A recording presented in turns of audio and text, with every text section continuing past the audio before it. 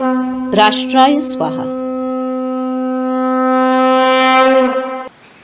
नेहमीच मला हा प्रश्न पडतो की पहिली 1-2 मिनिटे मी शांत उभा असतो, कारण मला कळत नाही सावरकर कुठून सुरू करावे, कुठलं काय सांगावं.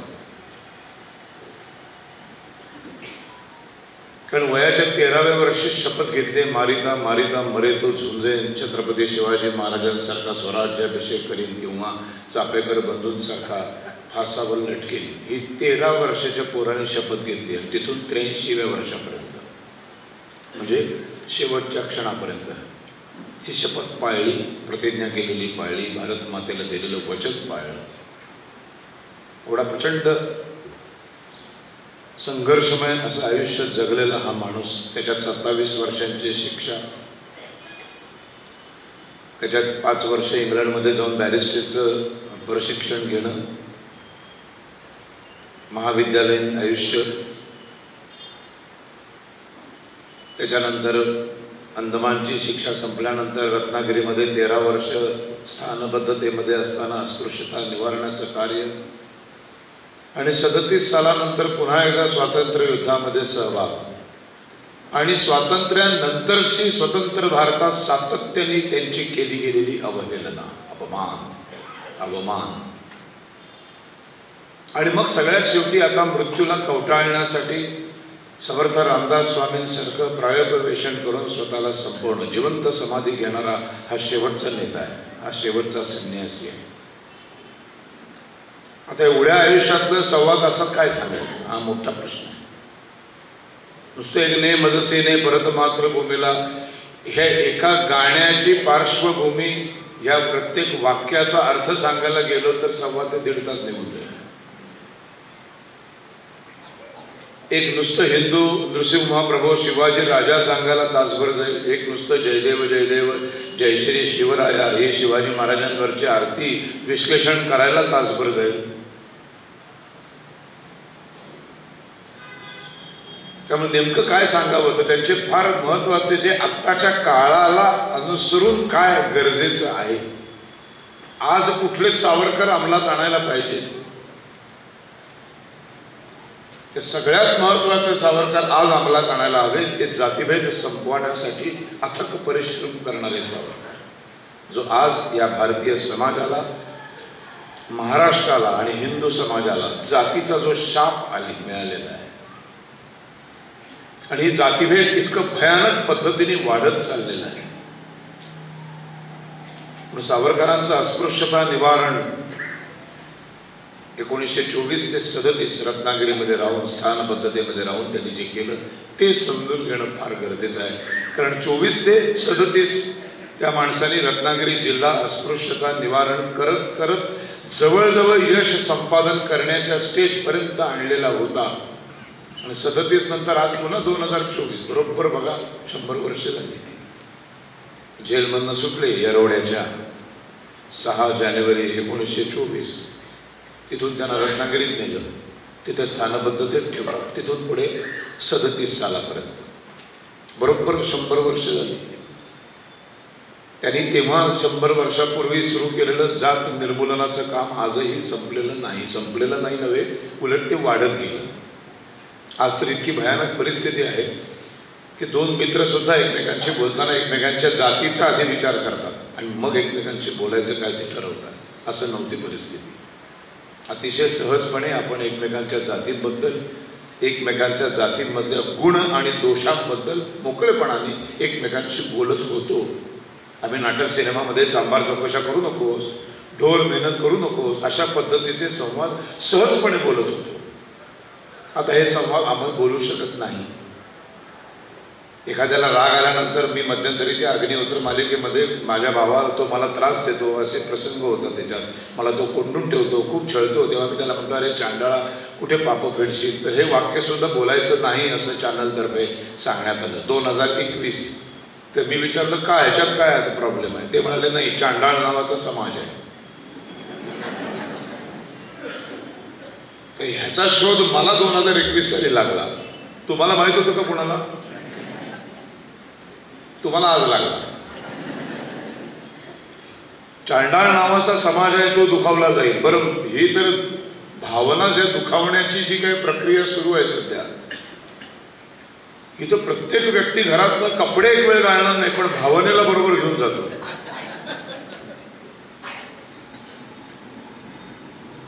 ती भावना इतकी नाजूक आहे, ती सतत कोणी फुंकर मारली तरी दुखावली जाते. असा हा 2024चा काळ आहे. आणि मग 1924 साली हा माणूस घराच्या बाहेर पडला. काय करायला? जात संपवायला. का जात संपवायला निघाला? कारण 100 वर्षानंतरची ही परिस्थिती त्यांना तेव्हाच कळली होती. सावरकरांना एवढा दूरदृष्टी असलेला नेताच नाही. स्वतः महात्मा गांधींनी याचं कौतुक केलेलं आहे. गांधीजी एका ठिकाणी म्हणाले होते की आमच्या आत्ताच्या तत्कालीन सर्व राजकीय पुढाऱ्यांमध्ये भविष्यातल्या संकटाची सर्वात जास्त वेगानं जर कोणाला जाणीव होत असेल तर ती मिस्टर सावरकरांना. गांधीजींचं वाक्य आहे, माझं नाही.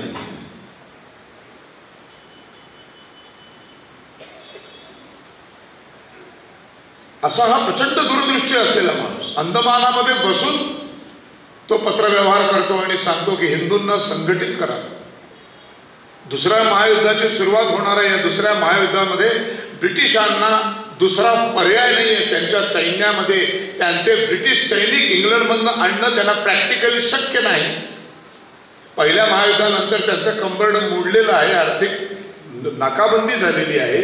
आता त्यांना गरज आहे ते भारतातल्या तरुणांनी ब्रिटिश सैन्यामध्ये सामील होण्याची. त्याशिवाय ब्रिटिश लढूच शकत नाहीत दुसऱ्या महायुद्धामध्ये. आणि ही भारतीय तरुणांसाठी सुवर्ण संधी आहे.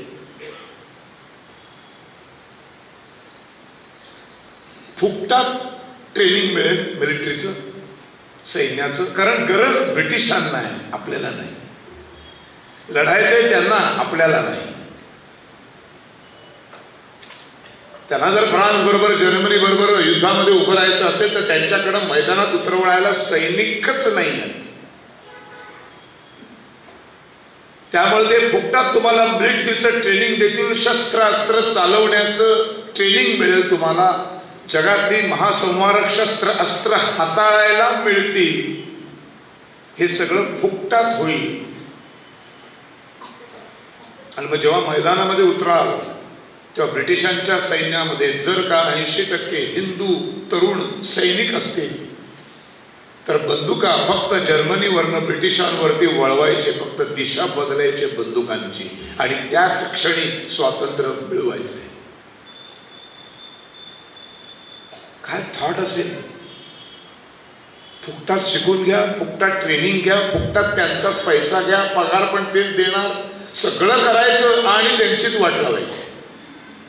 कारण आपली जर्मनांची दुश्मनी नाही, आपली फ्रेंचांची दुश्मनी नाही, आपली कुणाची दुश्मनी नाही. आपण त्यांना कशाला मारायचं? 150 वर्ष अनन्वित अत्याचार कोणी केले? ब्रिटिशांनी केले. त्यांच्याच ट्रेनिंगवर जगून, त्यांच्याच पगारावर जगून मैदानात उतरल्यानंतर फक्त जेव्हा बंदुका चालवण्याची वेळ येईल तेव्हा जर्मनांच्या वरची बंदूक वळवायची आणि ब्रिटिशांवर टाकायची आणि ब्रिटिशांना तिथून पळकाभुई थोडी करायची आणि देश स्वतंत्र करून घ्यायचा. शस्त्राविण स्वातंत्र्य कोणा न मिळेल. सावरकर नाही, तुकाराम महाराज सांगतात. एक संत सांगतो. समर्थ रामदासांनी लढायला शिकवलं, तुकाराम महाराजांनी लढायला शिकवलं, एकनाथ महाराजांनी लढायला शिकवलं. ज्या भूमीमध्ये संत पण आपल्याला लढायला शिकवतात त्या भूमीमध्ये अहिंसा परमोधर्मा नावाचा एक अर्धवट मंत्र शिकवला गेला. 2 विचारसरणींवर हा देश उभा आहे. एक गांधीवाद आणि एक सावरकरवाद. तिसरी विचारसरणी नाही, आज तागायत नाही. 66ला गेलेले आहेत तात्या. 57-58 वर्ष झाली तात्यांना जाऊन. इतकी चिखलफेक होती त्यांच्या नावावरती, त्यांच्या चारित्र्यावरती. इतकी बदनामीची कटकारस्थानं रचली जातात. पण तो शेवटी सूर्य आहे, तो तळपायचा थांबत नाही. बघा,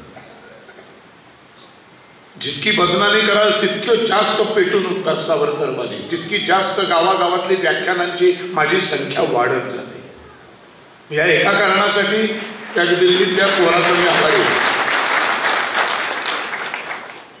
दर महिन्याला त्याला देवानी बुद्धी द्यावी, की तू मूर्खासारखं काहीतरी बरळलास. तिकडे 4 व्याख्यानं वाढली. 4 व्याख्यानं वाढणं म्हणजे त्या गावातल्या 400-500 लोकांपर्यंत सावरकर पोहोचवणं. ह्याचं सगळं श्रेय थोडं तरी द्यायला पाहिजे ना त्या मूर्खाला.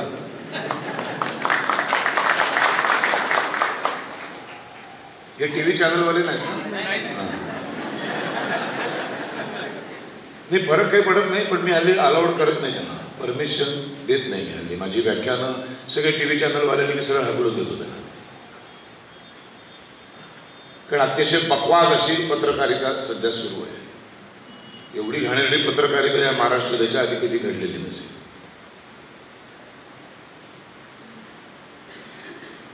त्यामुळे स्वातंत्र्यवीर सावरकर आणि गांधीवाद, अहिंसा परमो धर्म अर्धाच मंत्र शिकवला. त्याच्या पुढचा मंत्र आहे धर्म हिंसा तथैव च. म्हणजे अहिंसा हा सर्वश्रेष्ठ धर्म आहेच. जो एखाद्या व्यक्तीने वैयक्तिक आयुष्यामध्ये जर ठरवलं की मी अहिंसेचा पुजारी आहे, मी कधी कुणाची हत्या करणार नाही, मी कधी कुणाला इजा करणार नाही, हा ह्याच्यासारखा ग्रेटनेसच नाही. पण या ग्रेट अहिंसा धर्माच्या संरक्षणासाठी हातामध्ये शस्त्र हातात घेणं आणि अहिंसा धर्माच्या संरक्षणासाठी एखाद्याची हिंसा घडवणं हा त्याहीपेक्षा सर्वश्रेष्ठ धर्म आहे. धर्म हिंसा तथैव. म्हणून सावरकर म्हणतात की गौतम बुद्धांनी पूर्णपणे सगळ्याचा त्याग केला. राजा होता ना तो. बुद्ध आधी कोण होता? राजा होता, क्षत्रिय होता, हातामध्ये शस्त्र होती, सगळ्याचा परित्याग करून टाकला आणि संन्यासी झाला माणूस. पण संन्यासी झाल्यानंतर तो पुन्हा राजपदावर बसलेला नाही. कारण राजाला निशस्त्र होण्याचा अधिकार नाही.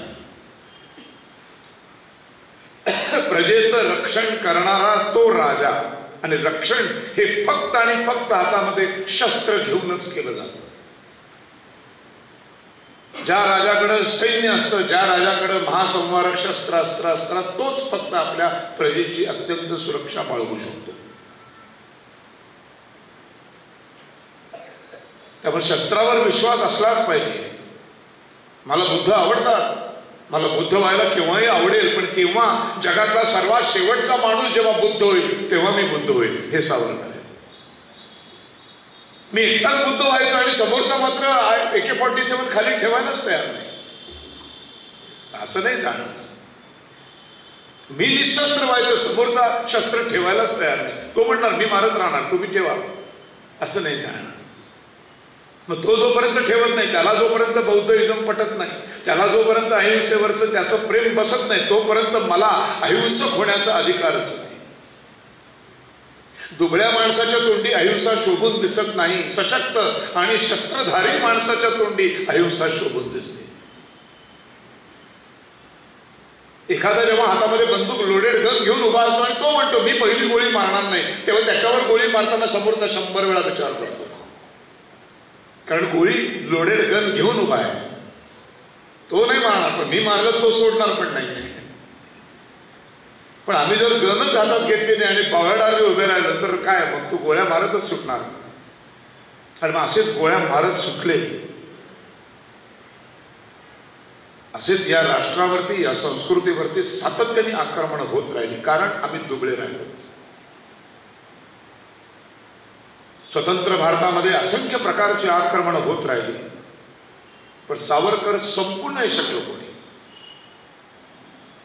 किती प्रयत्न झाले. पहिली 60 वर्ष तर स्ट्रेट वे ग्रामपंचायतीपासून ते केंद्रातल्या सरकारापर्यंत, गल्ली ते दिल्ली काँग्रेस.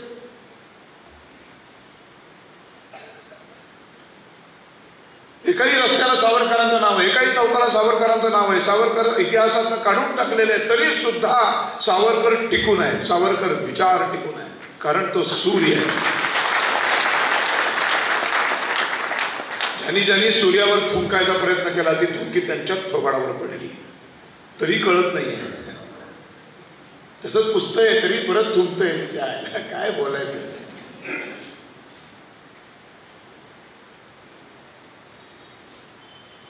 मी काल गाडीमधनं येत होतो, आपले कार्यकर्ते मला भुसावळवरनं घेऊन येत होते आणि पटकन आमच्या गाडीमध्ये कोणीतरी मला प्रश्न विचारला की त्यांची अंदमानामध्ये ते नेमकं माफी लिहून दिली ते काय भानगड आहे हो.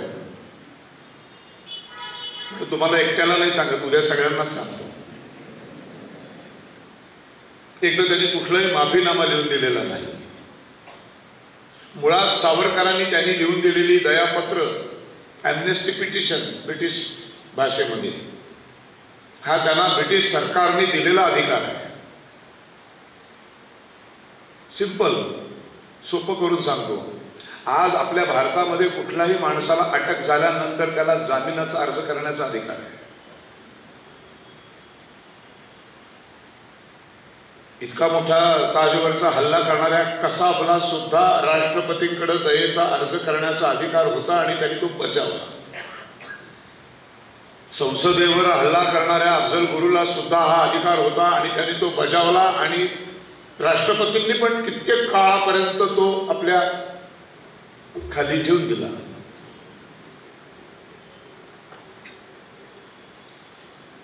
त्यामुळे जगामध्ये कुठल्याही कैद्याला जेव्हा त्याला कैदी म्हणून अटक केली जाते, त्याच्यावर आरोप टाकले जातात, तेव्हा त्याला सुटकेसाठी प्रयत्न करण्याचा नैतिक आणि राजकीय आणि कायदेशीररित्या अधिकार प्राप्त असतो.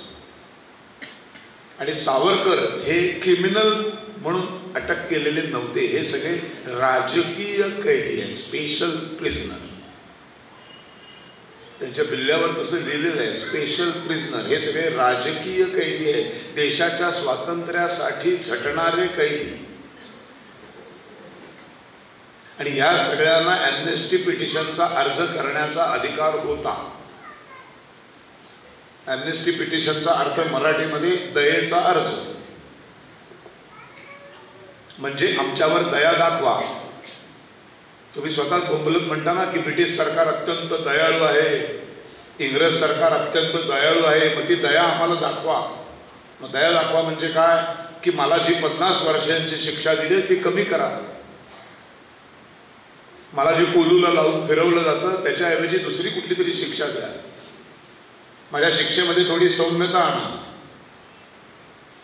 अशा प्रकारच्या दयेचा अर्ज करण्याचा अधिकार प्रत्येक राजकीय कैद्याला ब्रिटिश गव्हर्नमेंटनी दिलेला होता. आता मूर्खासारखं बोलत राहतात की सावरकरांच्या दुसऱ्या कुठल्याही कैद्याने असा कधी माफीनामा लिहून दिला नाही, तर दुसरा कुठलाही सेल्युलर जेलमधला कैदी बॅरिस्टर झालेला नाही. आम्ही लॉजिकल विचारच करत नाही. हा पहिला कैदी आहे जो इंग्लंडमध्ये जाऊन त्यांच्याच कायद्याचा अभ्यास करून त्यांची बॅरिस्टरची शिक्षा, पदवी शिक्षा पास होऊन आलेला कैदी आहे. त्यामुळे हा जेव्हा पहिल्यांदा आला त्याच्यानंतर यांनी बाकीच्या कैद्यांना त्यांच्या अधिकारांची जाणीव करून द्यायला सुरुवात केली. त्यांना सांगायला सुरुवात केली अरे तुम्हाला सर्वांना हा पिटिशन करण्याचा अधिकार आहे आणि आपण तो बजावलाच पाहिजे. कुठल्याही परिस्थितीत इथनं सुटणं हे आपलं पहिलं राजकीय कर्तव्य आहे. कारण आपण कुठल्याही परिस्थितीत इथेच जर राहिलो, सडत राहिलो, मोडत पण वागणार नाही असं गाढवासारखे जर आपण राहिलो तर आपण आपल्या समाजाची, आपल्या राष्ट्राची, आपल्या भारत मातेची शून्य सेवा करणार. इथे राहून कसली सेवा करणार? पण काही ना काही पद्धतीने इथून सुटलो, बरं दयेचे अर्ज दिल्यावर लगेच ते सुटणार आहे असं अजिबातच नसतं. तसं आपल्याकडे सुद्धा वर्षभरामध्ये सर्व जेलमधल्या अनेकांचे असे अर्ज आलेले असतात. त्या सगळ्या अर्जांचा 26 जानेवारी 15 ऑगस्ट अशा दिवशी विचार केला जातो. त्याचं प्रोग्रेस कार्ड त्या जेलरकडनं मागवलं जातं की गेली 7 वर्ष हा कैदी तुमच्याकडे आहे, याला 20 वर्षाची जन्मठेप झाली, 7 वर्षाचा याचा रेकॉर्ड काय. आणि मग तो रेकॉर्ड जर चांगला असेल की अत्यंत पश्चाताप झालेला आहे त्याला, त्यांनी केलेल्या कृत्याचा, अतिशय चांगला वागतो तो, असं जर अतिशय चांगलं जर त्याच्याबद्दलचं मत असेल जेलरचं, ते प्रोग्रेस कार्ड जर तसं आलं तर त्याचा संसदेमध्ये विचार केला जातो. मग ह्याची खरंच याला अजून 13 वर्ष ठेवायचं का अजून 1-2-3 वर्षांनी याला सोडायचं का, याची शिक्षा कमी करायची, काय करायचं. आणि असे कित्येक कैदी सोडले जातात. हाच अधिकार सावरकरांना कळला, कारण त्यांनी ब्रिटिशांच्या कायद्याचा अभ्यास करून ते आलेले होते त्यांच्या देशात जाऊन. त्यामुळे ते येण्याच्या आधी बाकीच्या कैद्यांना हा अधिकार आहे हे माहीत असण्याचं काही कारणच नव्हतं. त्यातला कोणी बॅरिस्टर नव्हता, एवढा उच्च विद्या विभूषित कोणीच नव्हता.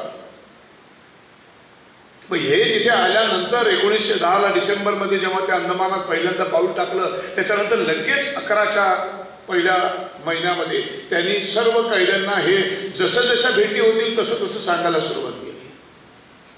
पहिले 6 महिने तर कोठडीमध्ये एकट्याला ठेवलेलं होतं. भयानक शिक्षा. तुम्ही विचार पण करू शकणार नाही. 7/11च्या अंधाऱ्या कोठडीमध्ये पहिले 6 महिने काढले. दृष्टीला एकही माणूस पडणार नाही. कारण हा सावरकर नावाचा जो कैदी आहे हा असा हरणारा नाही, याचं मानसिक संतुलनच बिघडवलं गेलं पाहिजे. आणि मानसिक संतुलन तेव्हाच बिघडतं जेव्हा माणूस एकटा राहतो. बोलायला कोणी नाही, दिसायला माणूस दिसत नाही, लिहायला नाही, वाचायला नाही, काहीच नाही. सकाळी एकदा बाहेर काढलं जातं, शौच करून आला, आंघोळ करून आला की तिथून पुन्हा जे कोठडीत टाकलं जातं ते 24 तासानंतर दुसऱ्या दिवशी सकाळी काढणार. ते मधले पूर्णपणे 24 तास अंधाऱ्या कोठडीमध्ये एकटा. असे किती 1-2 दिवस नाही, पहिले 6 महिने. त्यांच्या कानावर आवाज पण पडता कामा नये दुसऱ्या कुठल्या कैद्याचा. म्हणून दुसऱ्या मजल्यावरच्या सेल्युलर जेलमध्ये त्यांना ठेवलं, ज्या कोठडीत त्या अख्खा मजला ब्रिटिशांनी 6 महिने रिकामा ठेवला. बाजूच्या एकाही कोठडीमध्ये एकही कैदी ठेवलेला नाही. फक्त एकदा वॉर्डन यायचा, त्याला घेऊन जायचा, त्याला टॉयलेटला बसवायचा, आंघोळ झाली की त्यांना घेऊन परत आतमध्ये आणून टाकलं. परत लावलं हातामध्ये बेड्या, गळ्यामध्ये साखळदंड. एक सहस्रांश झलक तुम्ही कोविडच्या काळात त्याची घेतलेली आहे. 1 सहस्रांश. कारण तुम्ही सगळे घरामध्ये होता. आपण सगळेच 6 महिने आपल्या घरामध्ये बंद होतो. बंद असलो तरी छान कपडे घालत होतो, बेडवर झोपत होतो, पंखा होता, खायला प्यायला होतं. मुळात आपली बायको, आई, मुलं सगळे एकत्र होतो. विशिष्ट वेळा ठरलेल्या होत्या. त्या ठरलेल्या वेळामध्ये त्या दुकानामध्ये जाऊन काही माल घेऊन येऊ शकत होतो, खायला प्यायच्या वस्तू आणू शकत होतो.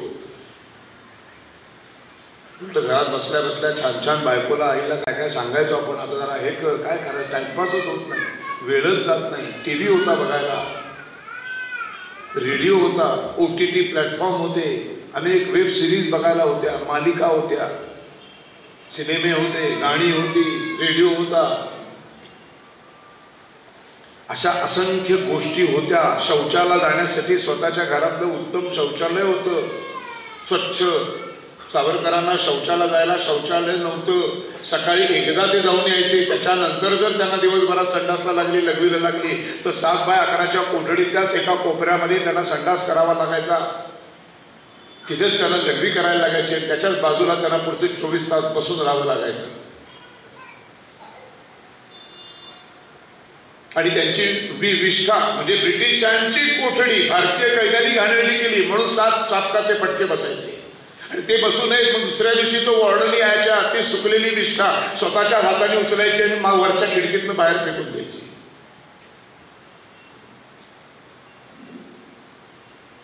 एक अन्नाचं ताट सरकवलं जायचं, त्याच्यामध्ये किडे असायचे, त्याच्यामध्ये गांडूळ असायचे, त्याच्यामध्ये वळवळणारे असे किती प्रकारचं काय काय असायचं. ते सगळं असं हाताने बाजूला काढायचं आणि ते जे काय असेल ते अन्न म्हणून ग्रहण करायचं. त्याच्यामुळे पोट बिघडायचं, जंतू पडायचे.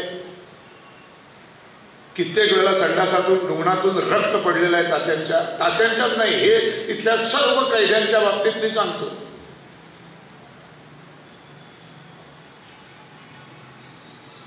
अशा मनस्थितीमध्ये पहिले 6 महिने अंधारात काढले. पहिली स्टेज काळ्या पाण्याच्या शिक्षेची.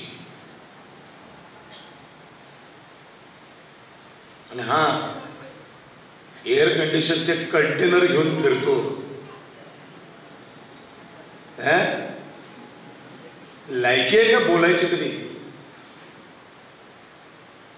कुणाबद्दल बोलतो आपण? कुठल्या महापुरुषाबद्दल बोलतो आपण? असे 6 महिने संपल्यानंतर मग ब्रिटिश अधिकारी आले, म्हणाले वेल डन, पहिली पायरी तुम्ही सक्सेसफुल पार केली. अशा मनस्थितीमध्ये डोकं फिरू दिलं नाही,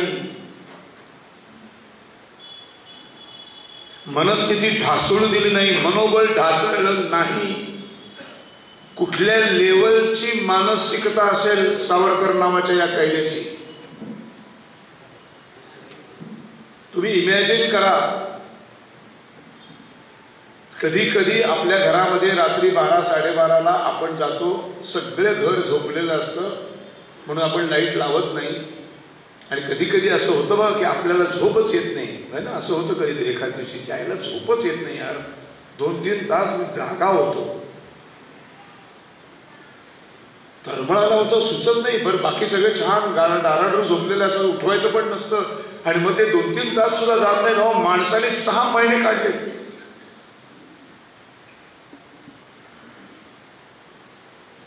पण कोण हा खुनी दरोडेखोर होता का, बलात्कारी होता का, दरोडे टाकणारा होता, कोण होता?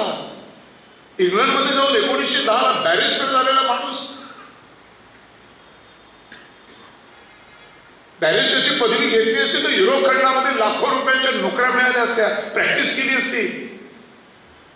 हे अख्खं गर्दे वाचनालयाच्या आवारानं एवढं मोठं घर मिळालं असतं त्यांना. 4 गाड्या असत्या, मोटार गाड्या, घरामध्ये गडी माणसं असती, नोकर चाकर असते, आयुष्य आरामात आयुष्य. सगळ्या त्या आयुष्याला, त्या आयुष्य आरामाला एका क्षणात लाथ मारली फक्त भारत मातेसाठी, भारत देशासाठी, देशाच्या स्वातंत्र्यासाठी. आणि स्वतःहून स्वीकारलेला आहे. तुम्ही जन्मठेपीची प्रस्तावना वाचाय का? प्रस्तावनेमध्ये ते लिहितात, मी कशासाठी लिहायचं, हे माझंच कौतुक मी का करायचं, मी काय केलंय, मी कोणाचं घोडं मारलंय, मी फक्त माझ्या देशासाठी झटलोय. मग मी जी शिक्षा भोगले त्याचं वर्णन मीच का म्हणून लिहून ठेवायचं? लिहायला तयार नव्हते. जन्मठेप पुस्तकच लिहायला तयार नव्हता माणूस. प्रस्तावना वाचा तुम्ही, त्याच्यात त्यांनी स्वच्छ लिहिलेलं आहे. माझी काढीची इच्छा नव्हती हे सगळं लिहून स्वतःचे पाठ चोपटून घेण्याची. पण अनेक मित्रांनी, अनेक तात्कालीन त्या लोकांनी त्यांना सांगितलं की हे तुमच्यासाठी नाही, हे तुमची पाठ चोपवण्यासाठी नाही, भविष्यामध्ये अनेक तरुणांना याच्यातून ऊर्जा मिळणार आहे, याच्यातून प्रेरणा मिळणार आहे, म्हणून तात्या लिहा. म्हणून तुम्ही जर अंदमान जन्मठेप जर पुस्तक नीट वाचलं तर तुमच्या लक्षात येईल, त्याच्यामध्ये सावरकरांनी स्वतःबद्दल एक वाक्य पण लिहिलेलं नाही. चुकून माकून कुठेतरी एखाद दुसरं स्वतःचा अनुभव लिहिला असेल तर त्याच्या 100 पटीने भयानक शिक्षा ते भोगत होते. जे जन्मठेप मध्ये लिहिलं गेलं ना त्याच्या 100 पटीने भयानक. त्याचं पण विश्लेषण केलंय त्यांनी. कितीची भयानकता आम्ही अनुभवली ती जर खरोखर मी शब्दात व्यक्त केली तर कदाचित पुढचा एखादा तरुण घाबरून या भानगडीतच पडणार नाही. आणि असं होता का नाही?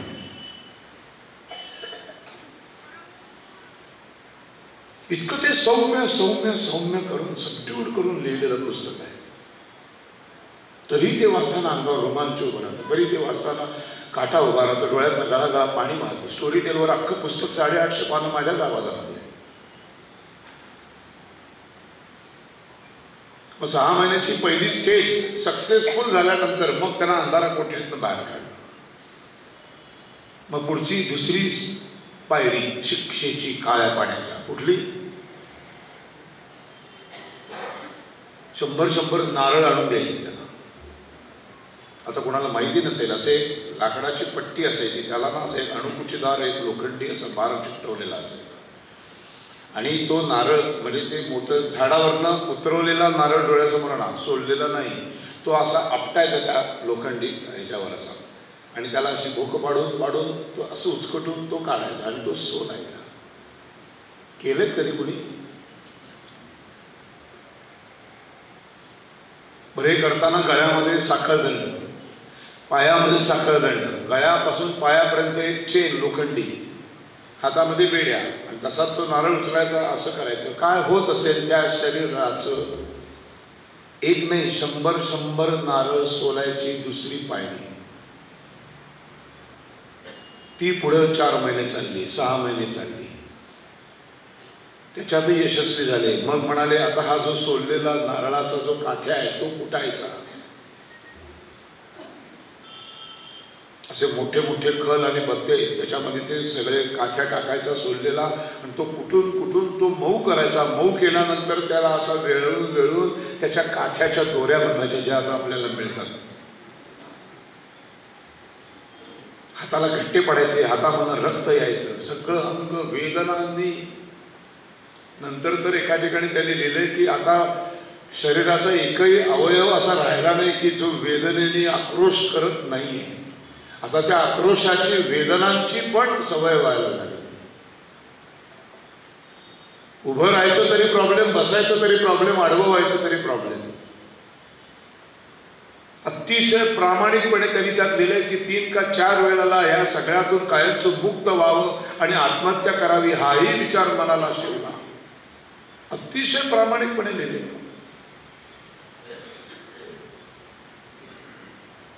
मग 6 महिन्यानंतर त्यांना पहिल्यांदा दुसरे कैदी दृष्टीला पडायला लागले. मग जेवायला एकत्र रांगेमध्ये उभे राहायला लागले. तेव्हा दुसऱ्या कैद्यांशी कन्व्हर्सेशन सुरू झालं, संवाद सुरू झाला. मग त्या संवादातून माणसाने काय घडवलं बघा. राजकीय कैद्यांना त्यांच्या अधिकारांची जाणीव करून द्यायला सुरुवात केली. दिवसभर बसलेले असायचे का, गप्पा मारत नाही. सकाळी संडासला जाताना एकदा एकत्र, आंघोळीच्या वेळेला एकत्र, दुपारी जेवायला एकत्र. ती जी काही मिनिटं काही मिळत असतील तेवढ्या मिनिटात आपल्या बरोबरच्या राजकीय कैद्यांना शहाणं करायचं, सुशिक्षित करायचं काम सुरू केलं. नवनवीन कैदी अंदमानात आले की त्यांच्या गाठोड्यातून वर्तमानपत्राचे कागद आलेले वाचायचे, त्याच्यावरची तारीख वाचायची. त्या तारखेवरनं त्यांना कळायचं की हा वर्तमानपत्र 2 महिन्यापूर्वीचा आहे. त्याच्यात एखादी बातमी, तो असा भिजलेला अर्धवट फाटलेला कागद, अर्धवट आलेली बातमी, त्या बातमीवरून अंदाज बांधायचा आहे की 2 महिन्यापूर्वी भारतात असं असं घडलेलं आहे. ज्यावरती बातमी अमुक अमुक तारखेची आहे. काय काय घडत असेल, काय काय घडत असेल याचा अंदाज बांधायचा. सगळ्या राजकीय कैद्यांना सुशिक्षित करायचं, त्यांना स्वतःला हा दयेचे अर्ज करायचा अधिकार तुम्हाला आहे हे त्यांना पटवून द्यायचं, त्यांच्यामध्ये ती हिंमत निर्माण करायची. आणि असं करून करून 6-7 महिन्यानंतर एकदा त्यांना ते करायला भाग पाडायचं. आणि मग सावरकरांच्या बरोबर बाकीचे कैदी सुद्धा अॅम्नेस्टी पिटिशनचे अर्ज मागवून ते भरून द्यायला सुरुवात झाली. माफीनामा आणि दयेचा अर्ज याच्यामध्ये जमीन आसमानाचा फरक आहे. माफी आपण सगळेच जण मागतो. आतापर्यंत प्रत्येकाने 1-2दा नाही 10 वेळा तरी माफी मागितली असेल, कशा ना कशाच्या कारणाने. कधी आईची मागितली असेल, कधी बायकोची, नवऱ्याची, मुलांची, मैत्रिणीची, मित्राची. आपण म्हणतो ना काहीतरी सॉरी, त्या दिवशी जरा मी तुम्हाला विचित्र बोलून गेलो. हे कधी होतं, भूतकाळात आपण केलेल्या चुकांचं जेव्हा रिअलायझेशन होतं, आपल्याला त्याचं कळतं, लक्षात येतं. काही वेळा जरा उलटच बोललो मी त्यांना. एकदा ते भेटले की त्यांना एकदा सॉरी म्हणणार आहे. माफी कधी मागतो, भविष्यात घडणाऱ्या गोष्टींसाठी नाही मागत कोणी माफी. ॲडव्हान्समध्ये घडून गेलेल्या गोष्टींची जेव्हा रिअलायझेशन होतं ना, आपल्याला त्याची जाणीव होते की मी चुकलो, त्यावेळेला चुकीचं वागलो, चुकीचं बोललो, तेव्हा मग आपण बायकोला, नवऱ्याला, मुलांना, ऑफिसमध्ये काम करणाऱ्या लोकांना आपण पटकन सॉरी म्हणतो. माफ करा, त्या दिवशी मी तुम्हाला बोललो, तर डोकं फिरलं होतं, ज्याला घरामध्ये बायको वाढली होती, त्याचा राग तुमच्यावर काढला, असं बऱ्याच वेळेला बोलत असतो. त्याला म्हणतात माफी. सावरकरांना अटक केलेल्या दिवसापर्यंत त्यांनी जे जे केलंय, वायलीचा खून केला, जॅक्सनचा खून झाला, अनेक क्रांतिकारक उभे केले, अनेक पिस्तुलं इंग्लंडमधनं भारतामध्ये पाठवली, अनेक विद्रोह घडवून आणले, क्रांतिकारी संघटना उभी केली, मित्रमेळा, नंतर अभिनव भारत संघटना. या कुठल्याही गोष्टीबद्दल मला कणभरही लाज वाटत नाही. पण जर माझ्या या दयेच्या अर्जाने जर तुम्ही मला दया दाखवणार असाल आणि माझी शिक्षा कमी करणार असाल, तर त्याच्या बदल्यात तुम्ही ज्या अटी घालाल त्या अटी मला मान्य आहे. त्याला म्हणतात दयेचा अर्ज. कारण कुठल्याही परिस्थितीमध्ये इथनं सुटलं पाहिजे. बास 1910 माणूस गेला आतमध्ये, 50 वर्षांची काळ्या पाण्याची शिक्षा आहे. म्हणजे सुटणार कधी? 1960. जाताना वय किती आहे? 27. बाहेर पडल्यावर किती असेल? 77. 77 वर्षाचा म्हातारा बाहेरून काय करणार? काहीच उपयोग नाही. आता बाहेर पडलं पाहिजे. पण शिकवण कोणाची आहे? शत्रूस फसवून, शत्रूस ठगवून, शत्रूचा विश्वासघात करून, शत्रूच्या मानेवरती पाय देऊन त्याच्या तावडीतून निसटणं, ह्यालाच राजधर्म म्हणतात. शिकवण कोणाची आहे? छत्रपती शिवाजी महाराजांची. छत्रपती शिवाजी महाराज, गुरु गोविंद सिंह आणि लोकमान्य टिळक हे आदर्श आहेत, हे गुरुस्थानी आहेत. म्हणून तर सगळ्या देवदेवतांना बाजूला ठेवून छत्रपतींवर आरती रचली.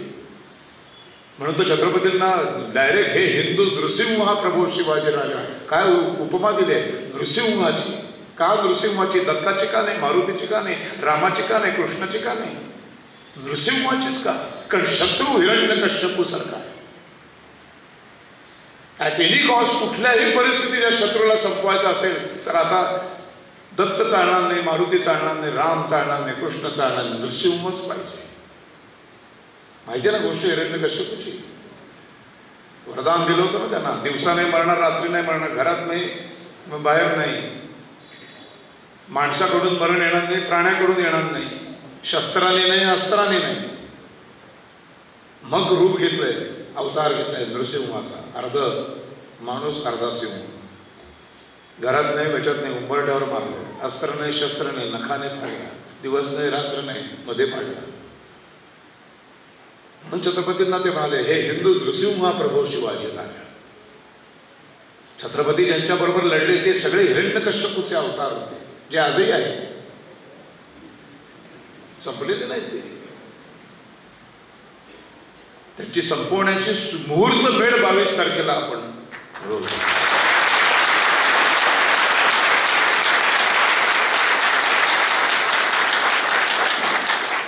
पहिलं काम केलं आपण. इतक्या वर्षांनी हिंदू जागा झाला, काही क्षणांकरता का होईना. कारण आपण भयंकर, मी म्हणतो ना नेहमी, कुंभकर्णाचे बाप आहोत आपण. असे झोपलेले असतो. आपली पोरगी जोपर्यंत अब्दुल्लाचा हात धरून जात नाही तोपर्यंत आम्हाला लव जिहाद माहीतच नसतो. कानावर पडत असतं, त्यांची गेली, यांची गेली, त्याची गेली, त्या गावातली गेली. मूर्ख होते त्यांना. तुझी जाईल कधी माहीत नाही तुला. गेल्यावर अरे बापरे, मग डोक्यात रडत बसते, मग धावपळ, मग संघटनांकडे जाणार, अरे माझी पोरगी सोडवून आणणार. झोपलेला समाज. सावरकरांचंच वाक्य आहे, मला मुसलमानांची कधीच भीती वाटत नाही, मला ख्रिश्चनांची कधी भीती वाटत नाही, मला कायम हिंदूंची भीती वाटते, कारण हा हिंदूच हिंदुत्वाच्या आड येतो. मग तो काथ्या सोलायचा, मग तो तिसरी स्टेप काथ्या फुटायचा, मग त्याच्या दोऱ्या बनवायच्या. आणि हे सगळं यशस्वी ह्या स्टेप्स अंदमानच्या काळ्या पाण्याच्या पार पाडल्यानंतर मग सगळ्यात भयानक शिक्षा म्हणजे कोलूला, बैलाच्या ठिकाणी माणसाला झुंपायचे. सर्व प्राण्यांमध्ये सर्वात ताकदवान प्राणी बैल. तो 8 ते 10 पाऊंडाचं तेल काढू शकतो. त्या बैला एवढी माणसाची क्षमता नाही आहे, म्हणून तर सगळीकडे बैल लावतात. बुद्धीचा काही संबंध नसतो.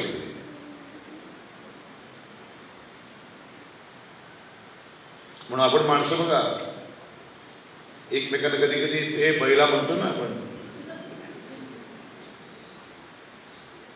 सगळ्या प्राण्यांच्या नावाने आपण एकमेकांना बोलतो बघा, कधी माणसाच्या नावाने नाही बोलत. तेवढी पण लायकी नाही आपली.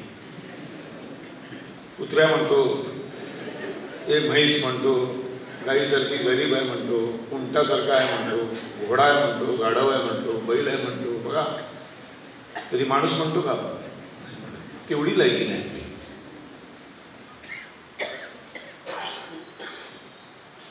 आता हे सगळं अशा शिक्षा भोगत असताना मध्येच काही काळ जे दुसरे कैदी भेटतात त्यांना गणित शिकवणं, त्यांना राजकारण शिकवणं, कोठड्यांची आदला बदल व्हायची, त्या कोठडी बदलायच्या आधी त्या भिंतींवरती अनेक गोष्टी ज्या राजकारणासाठी अत्यंत उपयुक्त आहेत अशा त्या लिहून ठेवायच्या की नवीन जे कैदी येतील ते उद्या त्यांना वाचायला मिळेल.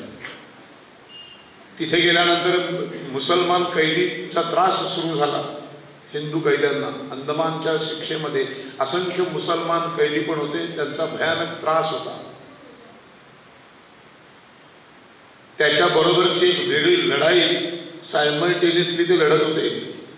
तिथले मुसलमान कैदी अन्नामध्ये हात घालून हिंदू कैद्यांना पाठवण्याचं गलिच्छ कारस्थान चालू होतं. एकदा जेवायला उभे राहिलेले असताना मुसलमान कैदी आले आणि त्या सगळ्या अन्नामध्ये त्यांनी हात घातला. त्याच्या पुढचे 4 हिंदू कैदी जेवण घ्यायचं थांबले. त्याच्या मागं सावरकरांचा नंबर. त्यांनी विचारलं, थांबलात का, घ्या जेवण. ते म्हणणं ते मुसलमान कैद्यांनी शिवलं त्याला. मग तेव्हा ते मुसलमान कैद्यांनी खाल्लं ना, आता ते जर आपण खाल्लं तर आम्हाला ते मुसलमान बनवतात. ही पद्धत होती बरं का अंदमानच्या सेल्युलर जेलमध्ये. आपल्या मूर्खपणाचा, आपल्या दुबळेपणाचा, आपल्या अज्ञानाचा यथेच्छ फायदा जिथे मिळेल तिथे लोक घेत असतात. आणि असे अनेक हिंदू कैदी अंदमानच्या सेल्युलर जेलमध्ये त्यांचं इस्लामीकरण चालू होतं. सावरकरांना सहन नाही झालंय. तेव्हा त्यांनी तो शब्द उच्चारला. त्या हिंदू कैद्यांना उद्देशून ते म्हणाले, मूर्ख आहात का तुम्ही? एखाद्या अन्नाला मुसलमान शिवला आणि त्यांनी शिवलेलं अन्न खाल्लं म्हणून तुम्ही कधीच मुसलमान होत नाही. असं धर्मांतरण कधीच कुठेच होत नाही. हे डोक्यातले भ्रम काढून टाका. नुसतं मुसलमान शिवलेलं अन्नच काय, उद्या अख्खा मुसलमान खाल्ला तरी तुम्ही मुसलमान होणार नाही, हे वाक्य आहे. पण त्याच्या आधीचा हा प्रसंग आहे, त्याच्या आधीचं हे संदर्भ आहे. हे संदर्भ जर वगळले आणि नुसतं एवढंच वाक्य जर सावरकरांचं ऐकायला मिळालं तर आपल्याला भयानक वाटेल. पण वर्षानुवर्ष तिथे जे चालू आहे त्याच्या विरोधात हा संताप व्यक्त केलाय माणसाने आणि धर्मांतरण थांबवलं. अशी कोलूची शिक्षा झाल्यानंतर माणसं बेशुद्ध व्हायची. 4-5 अशा राऊंड झाल्यानंतर बेशुद्ध व्हायचा. तो मध्येच थांबला. ते कोलूला फिरवताना किती वेत नावाची एक वनस्पती, त्याची छडी बनवून ती मारली जायची. ती अशी मारली की अशी फरफटत स्किन अशी फाटून ती यायची आणि मग पुढची राऊंड होईपर्यंत स्किन फाटायची चांबडी आणि त्यातनं रक्त सुरू व्हायचं. आणि तो बारीक खुर्चीवर बसून कैदी थांबला की त्याच्या पार्श्वभागावर ढुंगणावर ते सक्कन मारायचा की पुढची राऊंड होईपर्यंत रक्त व्हायला सुरुवात व्हायची. 5-6 राऊंड जेमतेम झाला की त्याच्यात ताकद नसायची त्या कैद्यामध्ये. तो बेशुद्ध पडायचा. बेशुद्ध पडला की एखाद्या जनावराला कसं खेचत घेऊन जातात तसं त्याला खेचत घेऊन त्याच्या कोठडीत फेकलं जायचं. दरवाजा लावला जायचा. दुसऱ्या कैद्याला तिकडे कोलूला लावलं जायचं. असं सावरकरही बेशुद्ध पडले की त्यांनाही असंच फरफटत नेऊन टाकलं जायचं. 4-5 तासानंतर तेव्हा त्यांना शुद्धी यायची. त्याच्यानंतर त्यांना महाकाव्य सुचायचं.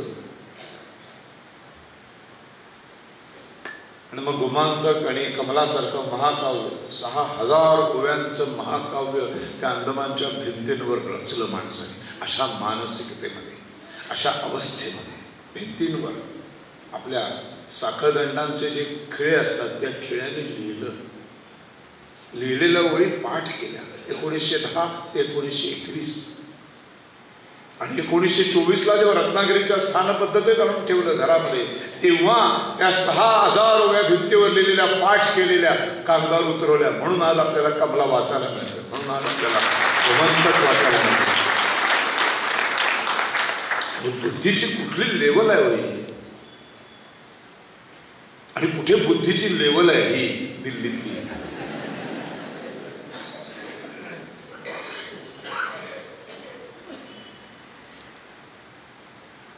इतक्या सगळ्या वेदना झाल्यानंतर कधीतरी शरीर 2-2:30 वाजता थकलेलं शरीराला डोळा लागला की पहाटे बांग सुरू व्हायची.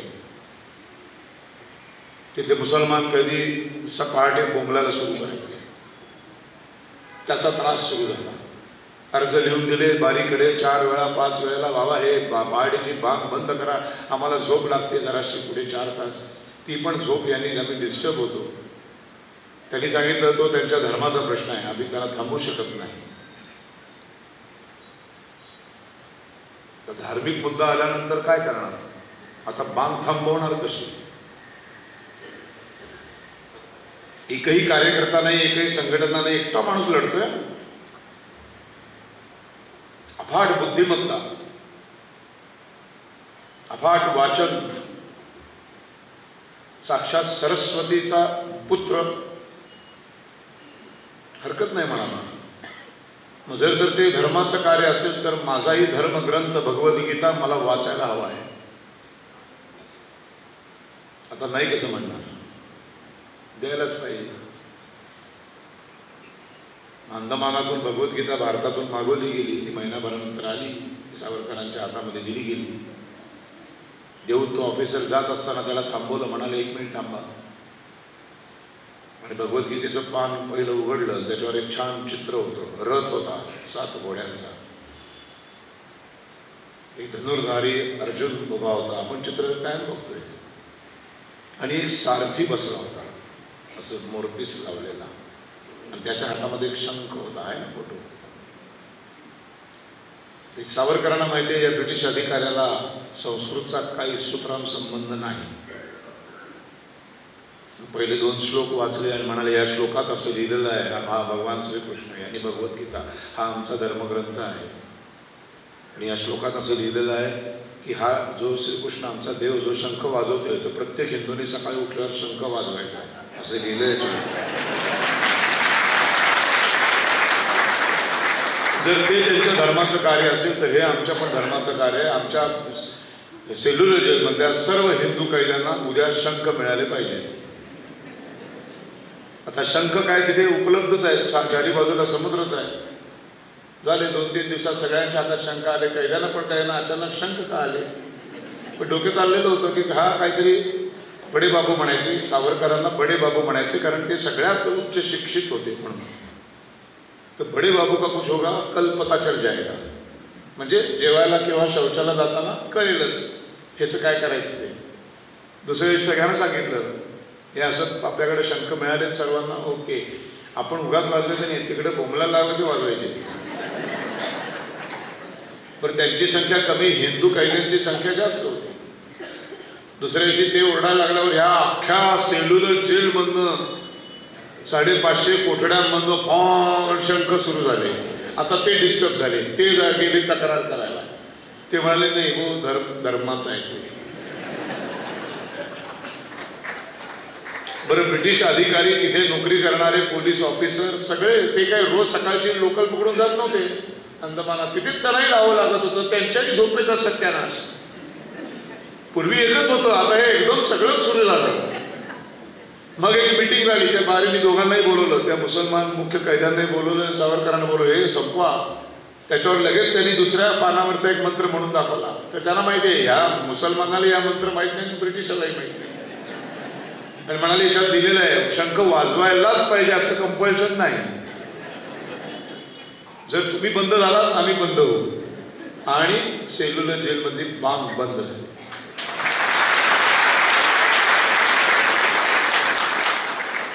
याला म्हणतात अफाट बुद्धिमत्ता. गंमत आहे, सेल्युलर जेलमध्ये जाण्यापर्यंतचे सावरकर आहेत ना, हे सर्व धर्म समभाव मानणारे होते. कुठलाही धर्म वाईट नसतो, कुठलाही धर्मग्रंथ कधीच काही वाईट शिकवत नाही. हे जे आपल्याकडे पुरोगामी आहेत सगळे, असंच सावरकर पण विचार करत होते. आणि एक असे अनुभव ज्यांना यायला सुरुवात झाल्यानंतर त्यांच्या डोक्यामध्ये प्रश्न छळायला सुरुवात झाली की हे असे का वागतात, ह्या सगळ्याचं मूळ कुठे आहे. आणि मग त्यांनी भगवद्गीतेच्या बरोबरीने बायबल मागवलं, कुराण मागवलं, इस्लामिक डिक्शनरी मागवली, हदीस मागवलं, सर्व धर्मांचे ग्रंथ मागवून घेतले आणि त्यांच्या अभ्यासाला सुरुवात केली. आणि मग त्यांच्या लक्षात आलं की नाही, हे सगळं याचं मूळ धर्मग्रंथांमध्ये आहे.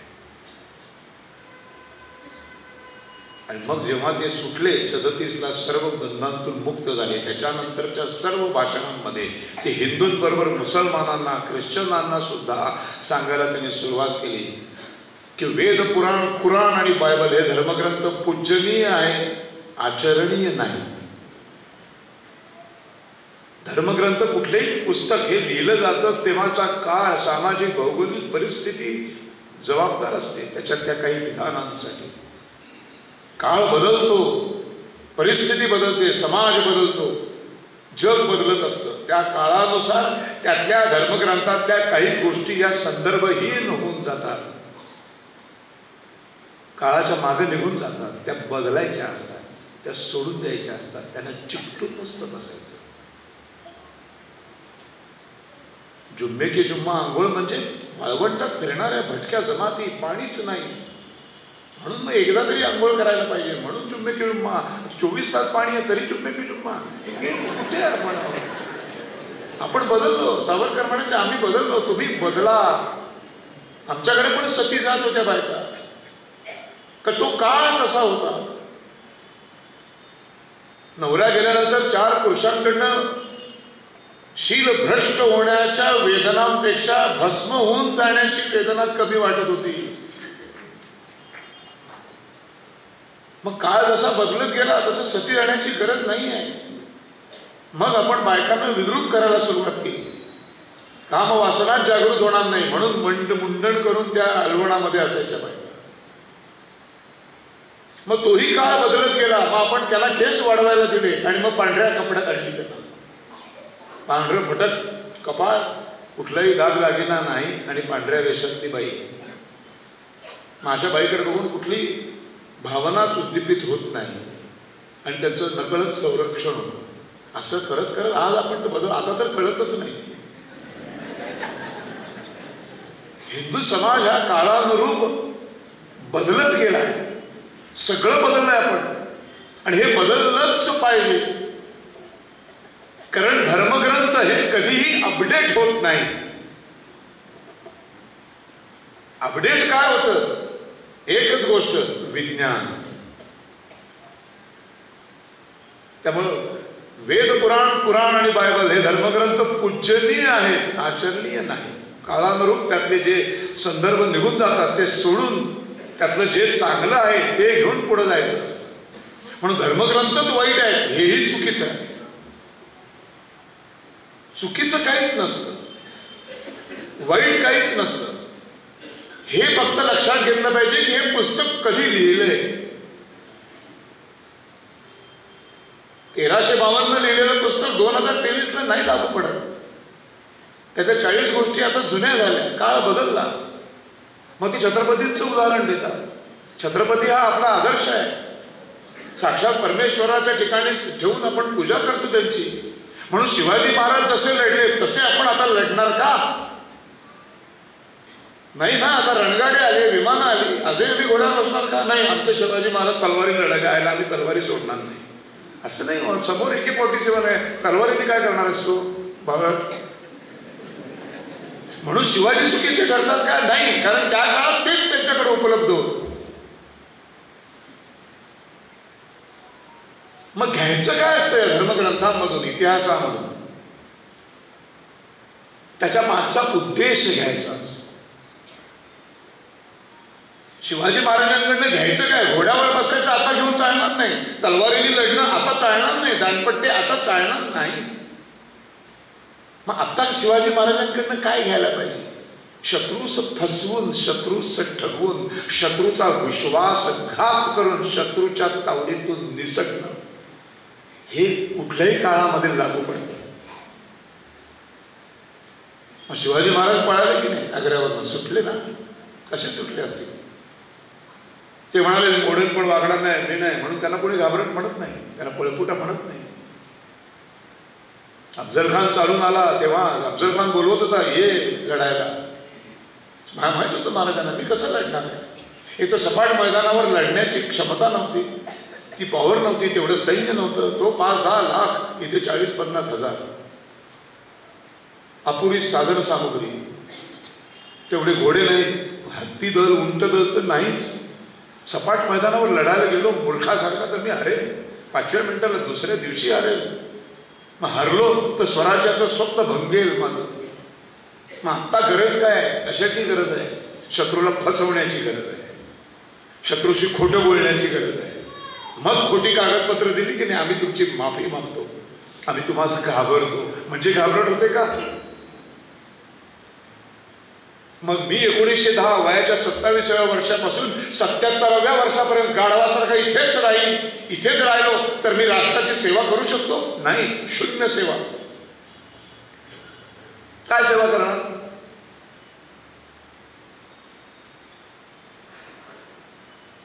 मग माझं पहिलं कर्तव्य काय? कुठल्याही परिस्थितीत, कुठल्याही मार्गाने इथून सुटणं.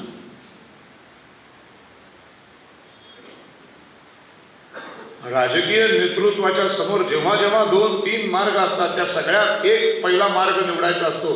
तो निवडताना उपयुक्ततावाद अंमलात आणायचा असतो. कुठल्या मार्गाने गेल्यावर मी राष्ट्रासाठी सर्वात जास्त उपयोगी पडेल याचा विचार राजकीय नेतृत्वाने करायचा असतो. मग सर्वात जास्त मी आत्ता उपयोगी पडणार आहे, पण त्याच्यामध्ये ह्या मार्गाने जाण्यात माझी आत्ता बदनामी होणार आहे, कारण 25 वर्षानंतरचे ह्याचे परिणाम फक्त मला माहिती आहेत, सामान्य लोकांना माहित नाही. ते कदाचित मला खूप शिवे देणार आहेत, देऊ देत, आत्ता शिवे देऊ देत, कालांतराने कळेल. नाही, तेव्हा बरोबर होते ते. काश्मीरमध्ये युती केली, शिव्या दिल्या की नाही मोदींना? आपण काश्मीरमध्ये युती केली ना मुफ्ती मोहम्मद बरोबर, शिव्या दिल्या आपण. काय त्यांच्याबरोबर युती करायची काय गरज होती? पण का युती केली? जेव्हा 370 रद्द झालं तेव्हा लक्षात आलेला इथे शिवाजी महाराज आपला फसवलं. शत्रूस फसवून, शत्रूस ठगवून, शत्रूचा विश्वासघात करून केला ना विश्वासघात. आज सुद्धा बिहारमध्ये काय घडले बघा. लगेच शिवाय द्यायला जाऊ नका, जरा थांबा. निपात करायचंय आपल्याला, सोडायचं नाहीये कोणालाच. उगाच नाही राम मंदिर उभं राहत, उगाच नाही ट्रिपल तलाक रद्द होत, उगाच नाही 370 रद्द होत. मनात तरी आलं होतं का तुमच्याकडे हे असं होऊ शकतं या देशात? कधी वाटलं होतं आपल्याला राम मंदिर उभं राहील आपल्या डोळ्यांसमोर? शक्यच नाही. केलंय. कसं केलंय? छत्रपती शिवाजी महाराज अंमलात आणले. तात्कालीन शिव्या पडल्या मोदींना, पण फिरत राहिले. अरे देशात कधी राहणार आहे की नाही मोदी पंतप्रधान? शाळेला हा सतत फिरतोच आहे, आमच्या पैशावर फिरतोय. काय काय बोलले आज कळतंय का फिरतोय आपण. आज इस्लामिक राष्ट्रामध्ये रामाचं मंदिर उभं राहतंय ना दुबईमध्ये.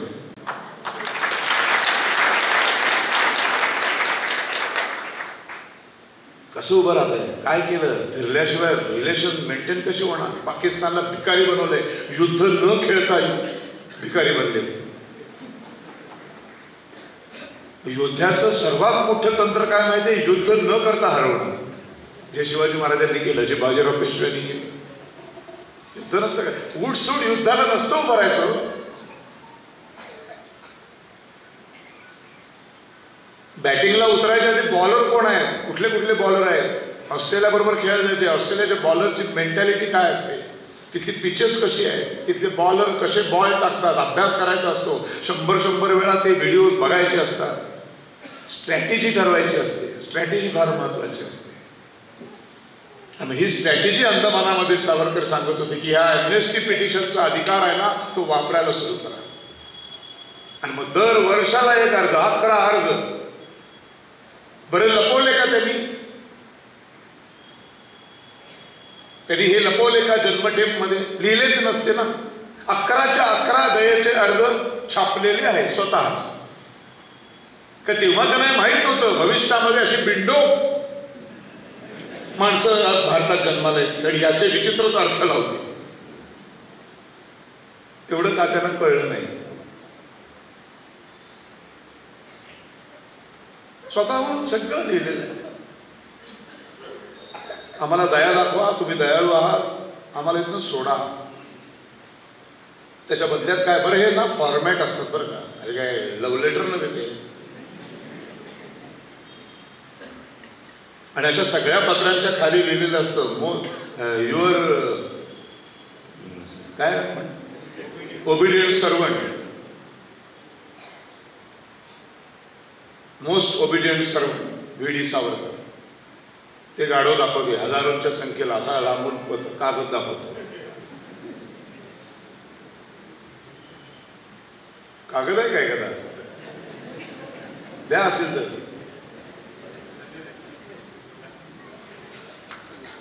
द्या.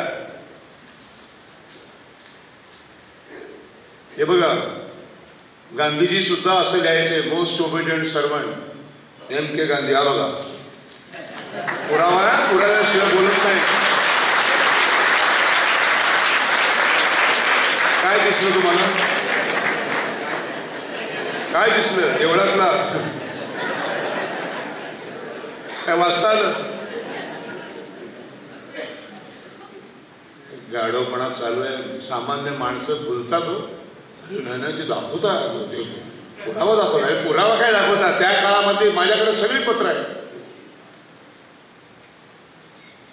मोहनदास करमचंद गांधींनी ब्रिटिश अधिकाऱ्यांना प्रत्येक पत्राच्या खाली लिहिलेलं आहे मोस्ट ओबिडियंट सर्वंट. सुभाषचंद्र बोसांची पत्र आहे, डॉक्टर बाबासाहेब आंबेडकरांची पत्र आहे. अहो ही त्या काळाची पत्र व्यवहाराची पद्धत होती. आता कसं युअर फेथफुल, युअर सिन्सिअरली, का आपला कृपाभिलाषी, आपला नम्र. ते नम्र लिहिणारे सगळे नम्र असतात का? लिहायची पद्धत असते. प्रतिमाननीय, मनात काही नसतं. मान मान बिन सन्मान काही नसतो. लिहितो विचारा, कारण पत्रात पाडून घ्यायचं असते. चायला काही लिहायला पाहिजे, त्याला चढवायचा असतो. आदरणीय वगैरे कधीतरी आदर असतो का मला? हे असे पत्र हा पुरावा नसतो. तिथला बाजूला म्हणून ती दाखवत काय ते वाचलंच का तू? एक अक्षर तरी दिसतंय का त्याच्या? पण मती भ्रष्ट कशी करायची आणि ते भयंकर असे सुंदर असं कारस्थान सातत्याने चालू आहे.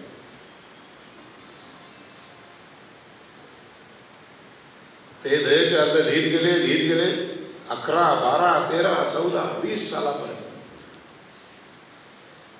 एकही दयेचा अर्ज स्वीकारला गेला नाही. पण सावरकरांच्या सांगण्यावरून अनेक कैद्यांनी दयेचे अर्ज केले, त्यांचे स्वीकारले गेले आणि त्यांची मुक्तता झाली. हा सावरकरांच्या दूरदृष्टीचा विजय. तो साधण्यानंतर सुटून गेला, तिथे जाऊन पुन्हा राजकारणात सहभागी झाला, क्रांतिकार्यात पुन्हा अटक झाली, पुन्हा अंदमानात आला.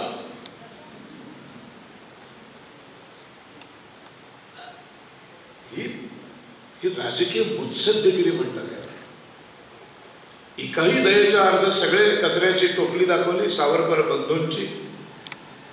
आणि 1921 साली जेव्हा आता सेल्युलर जे वाइंड अप करायची सुरुवात झाली, आता हे सगळं मॅनेज करणं अवघड आहे. हळूहळू इथले कैदी कमी करत गेले पाहिजे.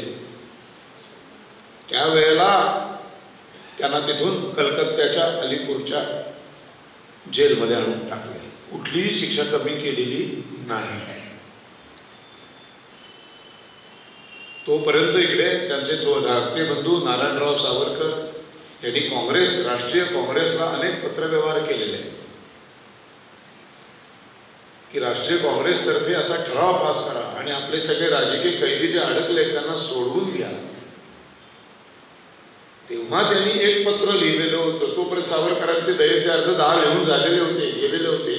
त्याच्यानंतर एक गांधीजींकडे पत्र आलं नारायणराव सावरकरांचं, तर गांधीजी अध्यक्ष राष्ट्रीय काँग्रेसचे. तेव्हा ते नारायणराव सावरकरांना आले की हा अधिकार आहे, कारण गांधी पण बॅरिस्टर झालेले, त्यांचा पण कायद्याचा अभ्यास आहे, त्यांनाही माहिती आहे की हा अर्ज तुम्ही करा, मी राष्ट्रीय काँग्रेसमध्ये ठराव पास करून घेतो. लाखो सह्यांची मोहीम राबवली गेली महाराष्ट्रामध्ये. ज्यांना वाटलं सावरकर सुटले पाहिजे त्यांनी सह्या करा आणि स्वाक्षऱ्यांची मोहीम. अशा पद्धतीने सर्व बाजूंनी दबाव आणत आणत आणत आणत सावरकरांना अलीपूरवरनं मुंबई डोंगरी, तिथून रत्नागिरी, 2.5 वर्षानंतर पुन्हा पुण्याच्या येरवडा जेलमध्ये, आणि मग 6 जानेवारी 1924 10 ते 24 त्यांना तिथून सोडलं आणि रत्नागिरीच्या घरामध्ये 5 वर्ष स्थानबद्धता. राजकारणामध्ये सहभागी व्हायचं नाही, रत्नागिरी जिल्ह्याची वेश ओलांडायची नाही, कुठल्याही वर्तमानपत्रामध्ये काही लिहायचं नाही, कुठल्याही सामाजिक राजकीय कार्यक्रमामध्ये आंदोलनामध्ये भाग घ्यायचा नाही, कुठल्याही राजकीय सभेमध्ये बोलायचं नाही.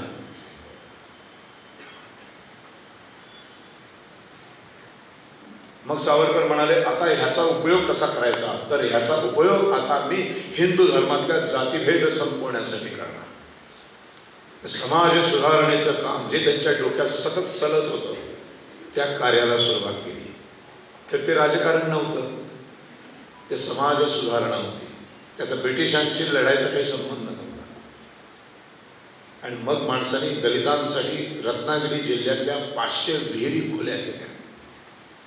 मंदिरामध्ये दलितांना प्रवेश मिळत नाही ना, चला मी स्वतःच एक मंदिर बांधतो म्हणून पतित पावन मंदिराची स्थापना केली. लक्ष्मीनारायणाच्या मूर्तीची प्राणप्रतिष्ठा एका भंगी माणसाच्या हातून केली. वेदमंत्र म्हणायला भटजी तयार नाही, ते म्हणाले जन्माने मी ब्राह्मण आहे, मी म्हणतो, आणि वेदमंत्र म्हटले गेले. आजही दिमाखात उभा आहे. खोटं वाटेल कोणाला किंवा माहिती नसेल, पण हे सत्य आहे की डॉक्टर बाबासाहेब आंबेडकरांनी अस्पृश्यता निवारण्याच्या कार्य सुरू करण्याच्या खूप आधी सावरकरांनी अस्पृश्यता निवारण्याचं काम केलं.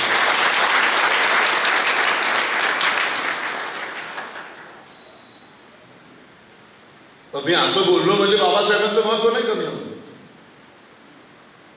पण हे सत्य आहे. त्या वेदना एक ब्राह्मण असून, एक चित्तपावन ब्राह्मण असून दलितांच्या वेदना सहन नाही झाल्या.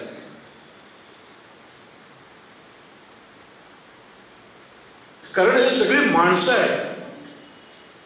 जन्म कुठे घ्यायचा हे कर्तृत्व माझं नाही. मी ब्राह्मणाच्या घरात जन्माला आलो, हा चांभाराच्या घरात आला, तो कुंभाराच्या घरात आला, याच्यात त्याचं कर्तृत्व काय? मला चॉईस नाहीये माझ्या आई वडील आणि घराणं निवडण्याचा. आलो मी. मग जे माझ्या हातातच नाही त्याचं फळ मी का भोगायचं? वाईट आणि चांगलं दोन्ही. मग मला फळ कसं मिळालं पाहिजे? नंतर जन्माला आल्यानंतर जे कर्म मी करणार आहे त्या कर्माचं फळ माझ्या पदरात पडलं पाहिजे. आणि मुळात या सगळ्या जाती आहेत, या सगळ्या व्यवसायाधिष्ठित जाती आहेत, जन्माधिष्ठित नाही. हे व्यवसाय आहेत, सगळे व्यवसाय, कुंभार, लोहार, चांभार, सोनार, सगळे व्यवसाय आहेत. बघा, तेव्हा सुरू केलेलं होतं या जाती भेद संपवणं. मनातनं जात काढली की जात संपते, इतकं सोपं आहे. पण आम्ही मनातून जातच काढायला तयार नाही. 1924 बरोबर 100 वर्षापूर्वी हे जात निर्मूलनाचं काम सुरू केलं होतं. जवळजवळ रत्नागिरी जिल्हा 13 वर्षामध्ये जाती मुक्त करण्याच्या परिस्थितीपर्यंत आणून ठेवला होता माणसाने. 37 साली मुक्त झाले, पुन्हा राजकारणामध्ये सहभागी झाले, पुन्हा हिंदू महासभेचं अध्यक्षपद स्वीकारलं, सक्रिय राजकारणात सहभागी झाले. ते सगळं काही त्यांनीच करायचं नसतं ना. त्यांनी सुरू केलेलं कार्य पुढं जायला पाहिजे ना. पुढे गेलंच नाही आणि आम्ही 100 वर्षांनी पुन्हा तिथेच येऊन थांबलो. हा मराठा, हा कुणबी, हा ब्राह्मण, तो चांभार, तो कुंभार. 100 वर्षांनी आम्ही पुन्हा पाठीमागे गेलो आणि तिथेच येऊन थांबलो.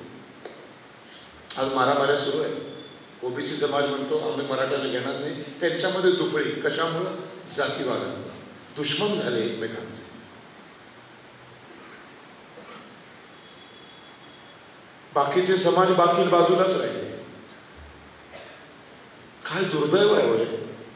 हिंदू म्हणून आम्ही एकच होत नाही. इस्लाम खतरे में म्हटल्यावर 12 का 13 का 16 जाती आहेत मुसलमानांमध्ये. सगळ्या जातीच्या भिंती गळून पडतात आणि जगभरातले मुसलमान एकत्र होतात. इस्लाम खतरे में आहे, हिंदू खतरे में नसतोच कधी.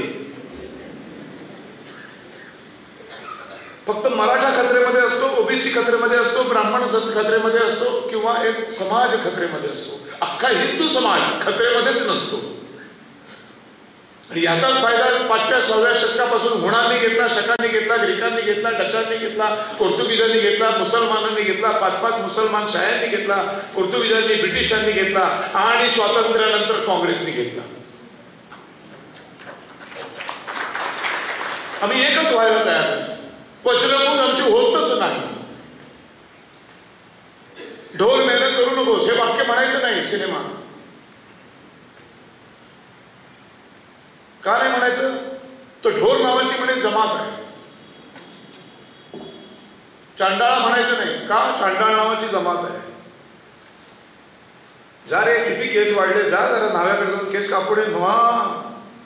हे नाही, हा न्हावी हा शब्द नाही वापरायचा. दुखावले जातात. काय दुखवण्याचा संबंध नाही. दुखवायचं काय त्याच्यात?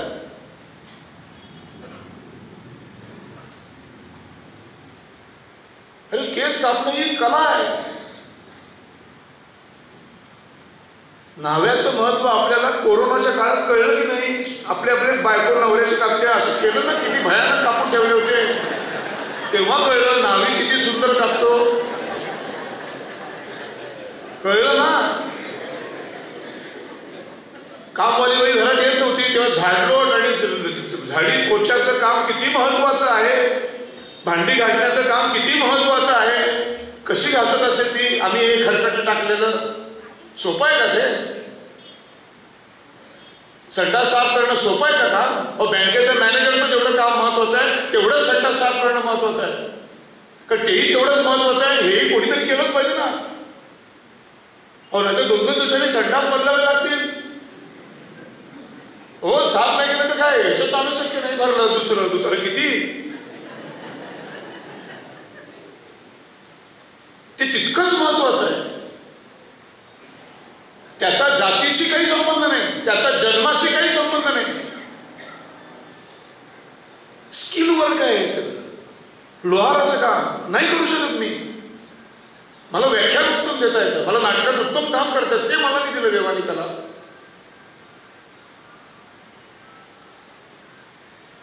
एखाद्याची वाणी स्वच्छ असते, त्याला वेदमंत्र पटकन पाठ होतात, तो म्हणतो भटजी होतो. त्याचा जन्म कुठे काय घेणार? चंपाराच्या घरात जन्म असेल पण वेदमंत्र म्हणत असेल तर तो पण भटजी म्हणून तो पुढे सांगू शकतो. कोणी सांगितलं असेल?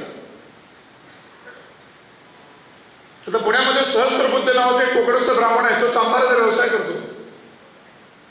अप्रतिम कोल्हापुरी चपला विकतो, तो जगभर विकतो. मग त्यांनी खरं तर फॉर्मवर जात त्यांना चांभार द्यायला पाहिजे. व्यवसाय ना त्याचा तो. ब्राह्मणाच्या घरात अतिशय बिंडोक माणसं जन्माला येतात आणि एखाद्या चांभार कुंभाराच्या घरात अद्वितीय माणसं जन्माला आला ना. महार घरामध्ये ते बाबासाहेब आंबेडकर आले ना जन्माला. काय अफाट बुद्धिमत्ता. मग ते जन्माने महार कसे असतील? बरं श्रीकृष्णाने फक्त 4 वर्ण निर्माण केले, जात नाही. जात ही नंतर ब्रिटिशांनी व्यवसायाची जात बनवली. बरं 4 वर्ण ही समाज व्यवस्था चालवण्याची गरज आहे. बरं मनुस्मृती मनु म्हणतात. तो मनु महर्षी कोण आहे? ब्राह्मण नाही, तो क्षत्रिय आहे.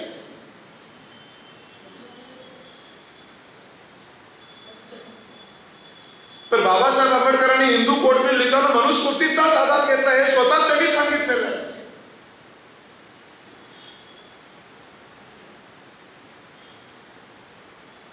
रामायण लिहिणारा कोण आहे?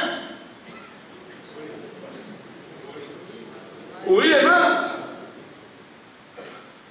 4 वर्ण सांगणारा, भगवद्गीता सांगणारा, कर्मयोग सांगणारा श्रीकृष्ण कोण आहे? ब्राह्मण आहे का? नाही. रामायण सांगणारा ब्राह्मण आहे का? नाही. महाभारत सांगणारे व्यास ब्राह्मण आहेत का? नाही. मनुस्मृती सांगणारे महर्षी मनु ब्राह्मण आहे का? नाही. कोणीच ब्राह्मण नाही आहे. म्हणजे जन्माचा काही संबंधच नाही आहे, कर्तृत्वाचा संबंध आहे, कर्माचा संबंध आहे. हे सावरकर आहे. हे सगळं मी सावरकरांचं सांगतो बरं का. गैरसमज करून घेऊ नका. उद्या सांगा शरद पोंक्षे नाही सावरकर, फक्त मी ते सोपं सोपं करून सांगतो. आज आपल्या घरामध्ये सुद्धा 4 वर्ण लागतात आपल्याला. वाटून घेतलं ना काम. सर्वसाधारण बहुसंख्य घरामध्ये बायकांनी किचनचं काम घेतलेलं आहे वाटून. संपूर्ण पोट पूजा आम्ही बघतो. तू नको मध्ये डवळाडवळ करू, तू स्वयंपाकाला येऊ पण नको, तू सांग तुला काय हवं ते. मुलांना आपण शालेय शिक्षण, कॉलेज सगळं शिक्षणाची जबाबदारी त्यांच्यावर टाकतो. बाप म्हणतो मी बाहेर जाऊन पैसे कमवून आणतो. झाली ना कामाची विभागणी, म्हणजेच 4 वर्ण. एखाद्या दुबळ्या माणसाला सांगितलं घोड्यावर बस, हे तलवार जा लढायला, तो लढायला जातो, तो थरथर थरथर तो कापतो रक्त बघून, तो येतो परत, तो म्हणतो ना हे माझ्या बापाने जमणार नाही मला. मग ते जमणार नाही म्हणून तो क्षत्रिय नाही. मग त्याच्या हातामध्ये वेद दिले, म्हटलं पाठ कर, निदान भिक्षुकी तरी कर. त्याला ते पाठ होईना, महिनाभर घोगतोय चायला एक मंत्र पाठ होईना त्याला. कारण प्रत्येकाला बुद्धी, शारीरिक क्षमता, बौद्धिक क्षमता ही परमेश्वराने जन्मजात दिलेली आहे. सगळे सारखे नाही होत आपण. प्रत्येकाला काहीतरी वेगळं वेगळं दिलेलं आहे, काहीतरी एक वेगळंच चांगलं दिलेलं आहे.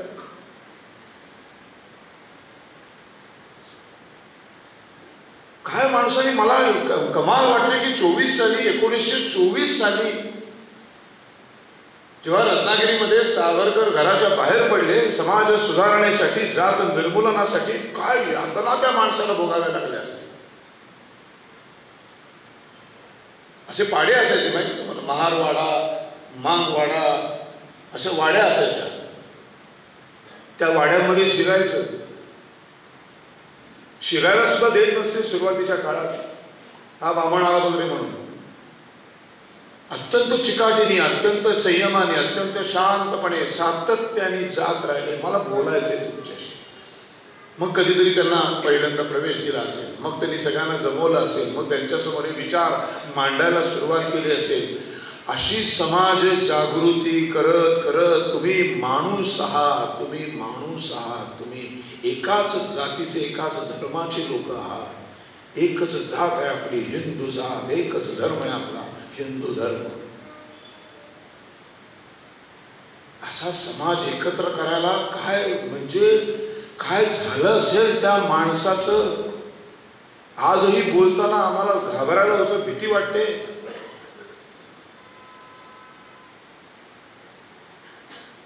चोवीस साली हा माणूस करत होता हे सगळं. काय पडली होती त्याला. सहानुभूती ठेवला तर घरात बसून राहायचं. राजकारणात नाही ना सहभागी होत मी, नाही ना होऊ शकत, हे काम करूया. घराच्या बाहेर पडला. आणि ह्याच्यासाठीच ते दयेचे अर्ज लिहित होते. तिथे राहून त्यांनी जे काही लिखाण केले, आज हिंदुत्व नावाचा ग्रंथ लिहून काढला, जन्मठेप सारखं पुस्तक लिहून काढलं, 3 नाटकं लिहून काढली. एवढं मोठं साहित्य, एकूण साहित्य 22,000 पानांचं साहित्य. एवढी मोठी समाज सुधारणा, हे सगळं ते करूच शकले नसते. 1960 साली सुटणार होते आणि 66ला मृत्यू आहे त्यांचा.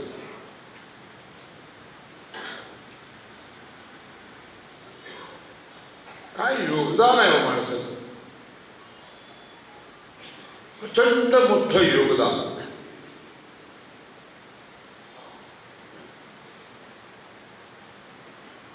संपूर्ण भारत भ्रमण करायला गांधीजी निघाले तेव्हा रत्नागिरीमध्ये गेले. तिथे त्याला कस्तुरबा म्हणाली, सावरकर राहतात तिथे, आपण भेटूया त्यांना जाऊन त्यांच्या घरी. तर गांधीजी म्हणाले हा आपण भेटूया, कारण आमची भेट लंडनमध्ये शेवटची भेट झाली होती. काय ताकद असेल बघा. 1857 हे शिपायांचं बंड म्हटलंय. तिथे बंड नव्हतं, तो स्वातंत्र्याचा लढा होता. मग 1857चं स्वातंत्र्य समर हे इंग्लंडमध्ये बसून लिहिलंय विद्यार्थी दशेत, एकीकडे बॅरिस्टरचा अभ्यास करत असताना.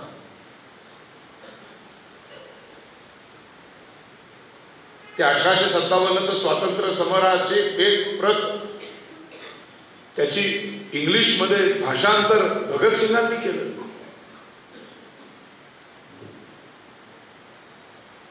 अशी त्याची प्रत हो सुभाषचंद्र बोसांच्या हातात पडली. प्रत्येक क्रांतिकारकाला प्रेरणा देणारं. तेव्हा सुभाषचंद्र बोस पुस्तक वाचून म्हणाले, ही तर क्रांतिकारकांची भगवद्गीता आहे. आणि 1857चा 50 वर्ष पूर्ण झाली तेव्हा इंग्लंडमध्ये होते. तेव्हा गांधीजी पण इंग्लंडमध्ये होते. एकमेव असं व्यासपीठ ज्याच्यात गांधी आणि सावरकर एकत्र आहेत. 1857चा सुवर्ण महोत्सव साजरा केला. ती आठवण होती गांधीजींना. ते मला तेव्हा आम्ही भेटलो होतो, नक्की भेटूया. सावरकरांच्या घरी भेटायला गेले. सावरकरांना आश्चर्य वाटलं, गांधीजी आला, या आदरात तिथे झालं, खाणं पिणं झालं, चहा पाणी झालं. मग म्हणाले सावरकर त्यांना, आपण वर माडीवर बसू. शेवटी दोघांचं अंतिम ध्येय एकच आहे, तर एकत्र काही करता येतं का विचार करू. दोघं वर जाऊन बसले. सावरकरांची बायको माईने कस्तुरबाला घेऊन स्वयंपाकघरात गेली. तिकडे त्या गप्पा मारत बसल्या. 1.5 तास वर गप्पा मारल्या. एकाही विषयावर एकमत झालं नाही. शेवटी दोघं खाली आले. आल्या आल्या गांधीजी सावरकरांना म्हणले, बायकोला बोलवा तुमच्या. तर गांधीजी सावरकरांपेक्षा मोठे. सावरकरांची बायको सावरकरांपेक्षा वयाने लहान. म्हणजे गांधींपेक्षा ती किती लहान असेल. सावरकरांनी हात मारली. त्या दोघी परत बाहेर आल्या. गांधीजींनी वाकून नमस्कार केलाय, पायाला वाकून हात लावून सावरकरांच्या बायकोला. तिला कळलंच नाही, गांधीजी तुम्ही काय करताय, माझ्या का पाया पडताय. त्याच्यावर गांधी म्हणाले, 1.5 तास ह्या माणसाबरोबर वर बसलो, पोळून निघालो, वाचलो, तू आयुष्य कसं काढतेस म्हणून नमस्कार.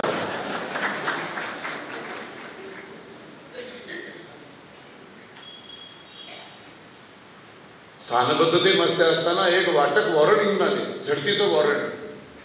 ब्रिटिश अधिकारी घरामध्ये आले. सावरकरांना म्हणाले, झडतीचं वॉरंट आहे, आम्हाला असं कळलेलं आहे की तुमच्या घरामध्ये कुठे कुठे शस्त्र लपवून ठेवलेले आहे. सावरकर म्हणाले, तुम्हाला कळलं, मी नाही ठेवले तसे कुठेही, मला अजिबात यातलं काही माहिती नाही. तुम्हाला मी 2 मिनिटं फक्त दिलीत तर मी तुमचं काम सोपं करतो. ब्रिटिश अधिकारी 2 मिनिटं थांबले. बायकोला म्हणाले, जा जरा आपला 7-12चा उतारा घेऊन ये, आपल्या घराचा नकाशा घेऊन ये. ह्यांना वाटत असे भिंत ते भिंत घर आहे, असं नाही, मागं पुढं अंगण पण आहे, तिथपर्यंत आपली सीमा आहे. ते सगळं त्यांना काय शोधायचं ते शोधू दे. कुठे शस्त्र आहेत त्यांनाच माहिती, आपण तर काही ठेवलेली नाही आहे. सावरकरांचीच बायको होती. घराचा नकाशा आण म्हणल्यावर घेऊन आली घराचा नकाशा. असं ते मोठं भेंडोळं असायचं त्यावेळेला, माहिती कागदाचं. ते दिलं त्या ब्रिटिश अधिकाऱ्याच्या हातात. सावरकर म्हणाले, बायकोला बाहेर चटई घाल आणि त्यांना त्यांची झडती घेऊ दे, कुठे खोदायचे काय करायचे त्यांना करून दे. आणि मग त्यांनी ते भेंडोळ उघडून बघितलं आणि बायकोकडे असा वाचून तो ब्रिटिश अधिकारी बघत बसला. सावरकर म्हणे, काय झालं काय, असं का बघताय. ते म्हणजे काय दिलंय. तर ते म्हणाले, बायकोला काय दिलंस. ते म्हणजे तुम्ही म्हणाल ना घराचा नकाशा द्या. घराचा नकाशा दिला. ते म्हणजे हा घराचा नकाशा आहे. सावरकर म्हणे, काय हो म्हणाली, तुम्ही म्हणाल ना घराचा नकाशा द्या. घराचा नकाशा दिला. ब्रिटिश अधिकाऱ्याला सावरकर, बघू काय दिलंय. अखंड हिंदुस्थानचा नकाशा सावरकरांच्या बायकोला.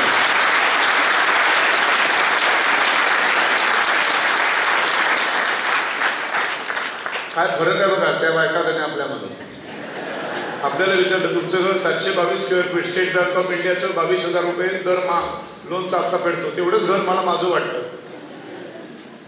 उंबरठा ओलांडल्यानंतरचा पॅसेज पण मला माझा वाटत नाही.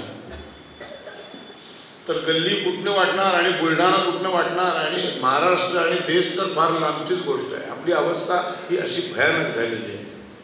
ज्या दिवशी या देशातल्या प्रत्येक माणसाला अखंड हिंदुस्थान माझं घर वाटेल, त्या दिवशी हा देश घडेल. वाटत नाही आम्हाला वाटत नाही. म्हणून कुठेही आपण धार मारायला उभे राहतो, कुठेही पिचकाऱ्या मारतो, कुठेही थुंकतो. कारण भारत माता ही संकल्पनाच आमच्या मडक्यात बसलेली नाही, ती बसवलीच केली नाही. मला माझं फक्त माझं घर वाटतं, माझी गाडी वाटते. जे जे मी विकत घेते तेवढंच मला माझं वाटतं. ही सगळे महापुरुष मोठे का होते, कारण त्यांना त्यांचं काहीच वाटलं नाही, त्यांना सगळंच त्यांचं वाटलं. त्यांनी फक्त त्यांची बायको मुलांचा संसार नाही केला, त्यांनी समस्त 25 करोड हिंदूंचा संसार केला. म्हणून मी अंदमानची शिक्षा भोगली, ते एवढं काय त्याचं कौतुक करून घ्यायचं आणि पुस्तक कशाला लिहायचं असं प्रस्तावनेत म्हणतो. आता कळलं ते दयेचे अर्ज होते का माफीचे अर्ज होते. आता जर समोर कोण बोलला तर त्याच्या आधी म्हणजे त्यांना सांगा.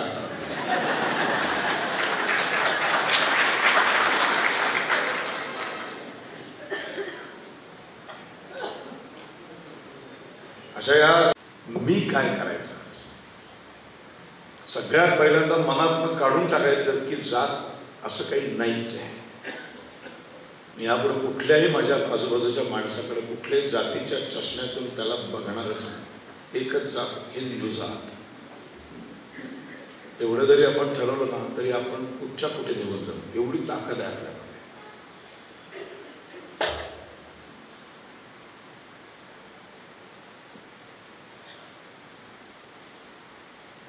एक भयानक असे पद्धतीची हिंदूंवरती आक्रमण सातत्याने चालू आहे, ती आजही चालू आहे.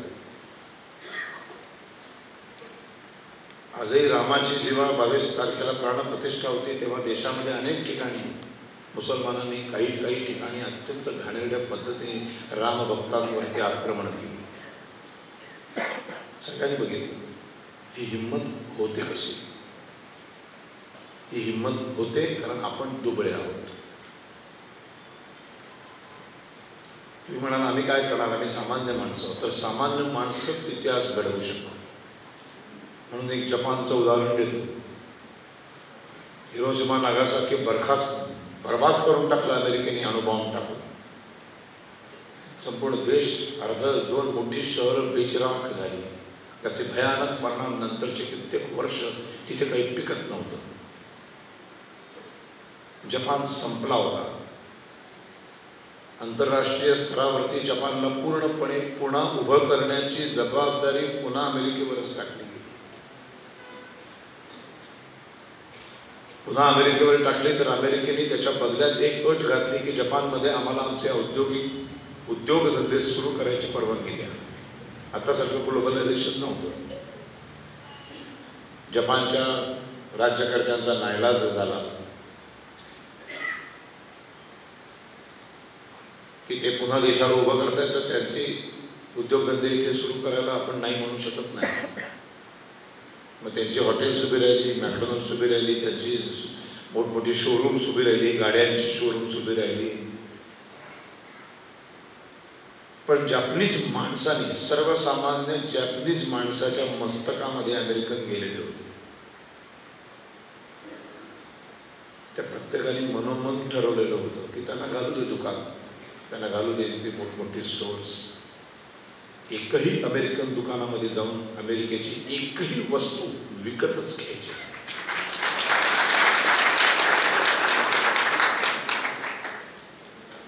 एक कमाल केली. कुठलंही आंदोलन नाही, कुठलाही मोर्चा नाही, कुठली संघटना नाही, कुठला राजकीय पक्ष नाही, कुठून कुठे जायचं नाही, कुठून कुठे यायचं नाही. फक्त मनोमन प्रत्येक जॅपनीज सामान्यातल्या सामान्य माणसांनी, स्त्रियांनी, पुरुषांनी, मुलांनी ठरवलं की अमेरिकन दुकानातनं काहीच घ्यायचं नाही. आणि पुढची 5 वर्षे अमेरिकेतला सर्व उद्योगधंदे जपानमध्ये सडले. गाड्या सडल्या, माल सडला. 5 वर्षात एकही वस्तू विकलीच गेली नाही.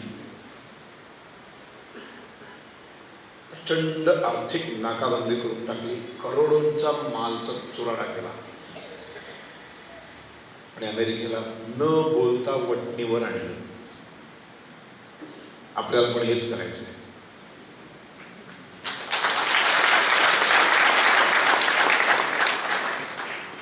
कुठल्याही दुकानामध्ये महिला आमच्यात, कारण तुम्ही जास्त करून 1-2 तारखेला सगळा माल विकत घ्यायला जाता दुकानामध्ये. यादी देतो ना आपण, मीठ, गहू, तांदूळ, तेल, साबण, हे सगळं देत असताना कुठल्याही वस्तूवरती हलालचा स्टॅम्प नाही ना एवढंच बघायचं.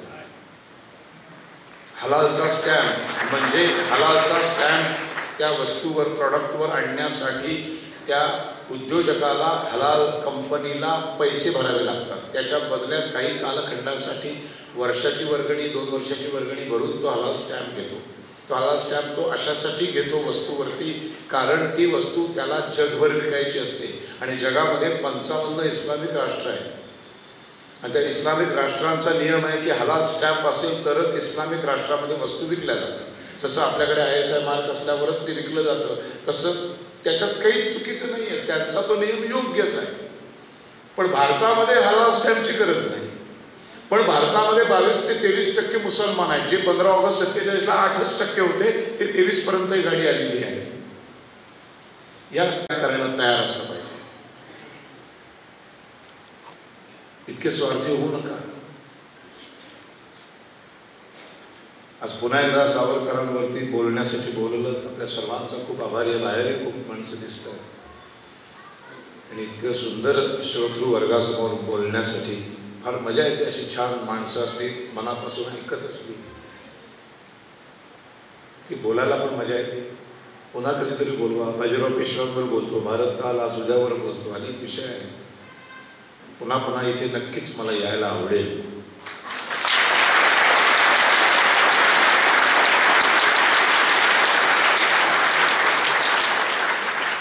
इथंच थांबतो, कारण इथून आम्हाला पुढे जाऊन परत ती 10ची विदर्भ एक्सप्रेस पण पकडायची. परवापासून पुन्हा अंदमानची टूर सुरू आहे. 6 दिवस अंदमान, अंदमानात 6 दिवस सलग सावरकर. हा अखंड यज्ञ आमचा चालू आहे. ज्याला ज्याला जे जे येतं त्या त्या आपल्या कलेतून, आपल्या कामातून राष्ट्रसेवा करण्याचा विचार चालू ठेवा. मला काय येतं, त्या येण्याच्या गोष्टीतून मला देशाची आणि समाजाची कशी सेवा करता येईल. सदैव मी काहीतरी देशाचं देणं लागतो. देहाकडून देवाकडे जाताना मध्ये देश लागतो आणि त्या देशाचं मी काहीतरी देणं लागतो, असं सावरकर. म्हणजे देणं काय आहे, मला काय येतं, मला जे येतं त्याच्यातून आपण देशसेवा करू शकतो. ती जॅपनीज लोकांनी करून दाखवली बघा. फार सोप्या गोष्टी असतात, फक्त ती इच्छा पाहिजे. कंटाळा करू नका. हायवेला थांबले म्हणू दे ना, आता असू दे ना, ते कुठलं का नको. गेल्या गेल्या मोबाईल काढा. पहिला त्या कोडवर वर जरी असलं राम भरोसे हिंदू हॉटेल, तरी बघा तिथं लगेच दिसतं अब्दुल्ला रहमान. आईच्या आईला लगेच मागं फिरा, गाडीत बसा, पुढे जा. नाही जेवलो ना, काही मरत नाही आपण. पण मनामध्ये नितांत माझ्या देशावर प्रेम केलं पाहिजे. हे प्रेम करणं आम्हाला शिकवलं नाही, हा आमचा प्रॉब्लेम आहे. इतके ग्रॅज्युएशन पर्यंत जवळजवळ 17-18 वर्ष आपली शिक्षणामध्ये जातात, पण त्याच्यात देशप्रेम, राष्ट्रसेवा, राष्ट्रासाठी त्याग हे चॅप्टरच शिकवले जात नाही. हे कुठलेही महापुरुष शिकवलेच जात नाही. मगाशी म्हणाला तुम्ही की अफजल खानाचा वधाने मुसलमान दुखावला जातो म्हणून त्याची पोस्टरच लावायची नाही का? रावणाला जाळतो की नाही आम्ही? रावण काय मुसलमान होता का? हिंदू होता, शिवभक्त होता, प्रचंड ज्ञानी होता, तपश्चर्या केलेला माणूस होता, पण जाळतो ना त्याला. रावणाला जाळल्यामुळे हिंदूंच्या भावना नाही दुखावल्या जात. मग अफजल खानाला मारलं तर हिंदूंच्या, मुसलमानांच्या भावना का दुखावल्या जातात? आंबेडकरांचं पुस्तक वाचा, पाकिस्तान और पार्टिशन ऑफ इंडिया. इतकं साम्य दिसेल तुम्हाला सावरकर आंबेडकरांमध्ये. मुसलमान कधी राष्ट्रीय होऊ शकत नाही. एकच प्रश्न कोणालाही विचारा, राष्ट्र का धर्म? ते म्हणतात पहिला धर्म. जिथे धर्म हे उत्तर येतं तिथे विशेष संपलेला असतो. म्हणून इस्लाम खतऱ्याने जगभर एकत्र येतं, हिंदुस्थानात पण एकत्र येत नाही. आमच्या जातीच्या भिंती फार दुर्दैवी आहे. हे चांगलं लक्षण नाही, हे भयानक आहे सगळं. आणि हे राज्यकर्ते तर फक्त राजकारण करण्यासाठीच बसलेले आहेत. त्यांना फक्त समोरच्या इलेक्शन्स दिसत असतात, निवडणुका दिसत असतात, सतत त्यांना निवडून यायचं असतं. त्यांच्या त्यांच्या विभागातल्या त्या त्या समाजाची मतं त्यांना हवी असतात, तडफडत असतात. त्यासाठी सगळे आपले तत्व, सगळी मतं सगळं धाब्यावर बसवतात. आपण तसे नाही आहोत. आपल्याला कोणालाच इथे बसलेल्यांपैकी माझ्यापासून कोणालाच इलेक्शनला नाही उभं राहायचं, कुठेच निवडून नाही यायचं. आम्हाला फक्त भारत उभा करायचा आहे. 22 जानेवारी इतकी सुंदर सुरुवात झाली, त्या रामाच्या निमित्ताने सगळे एकत्र आलोय. आता ही एकी टिकली पाहिजे. प्रभू श्री रामचंद्र की धन्यवाद. राष्ट्राय स्वाहा.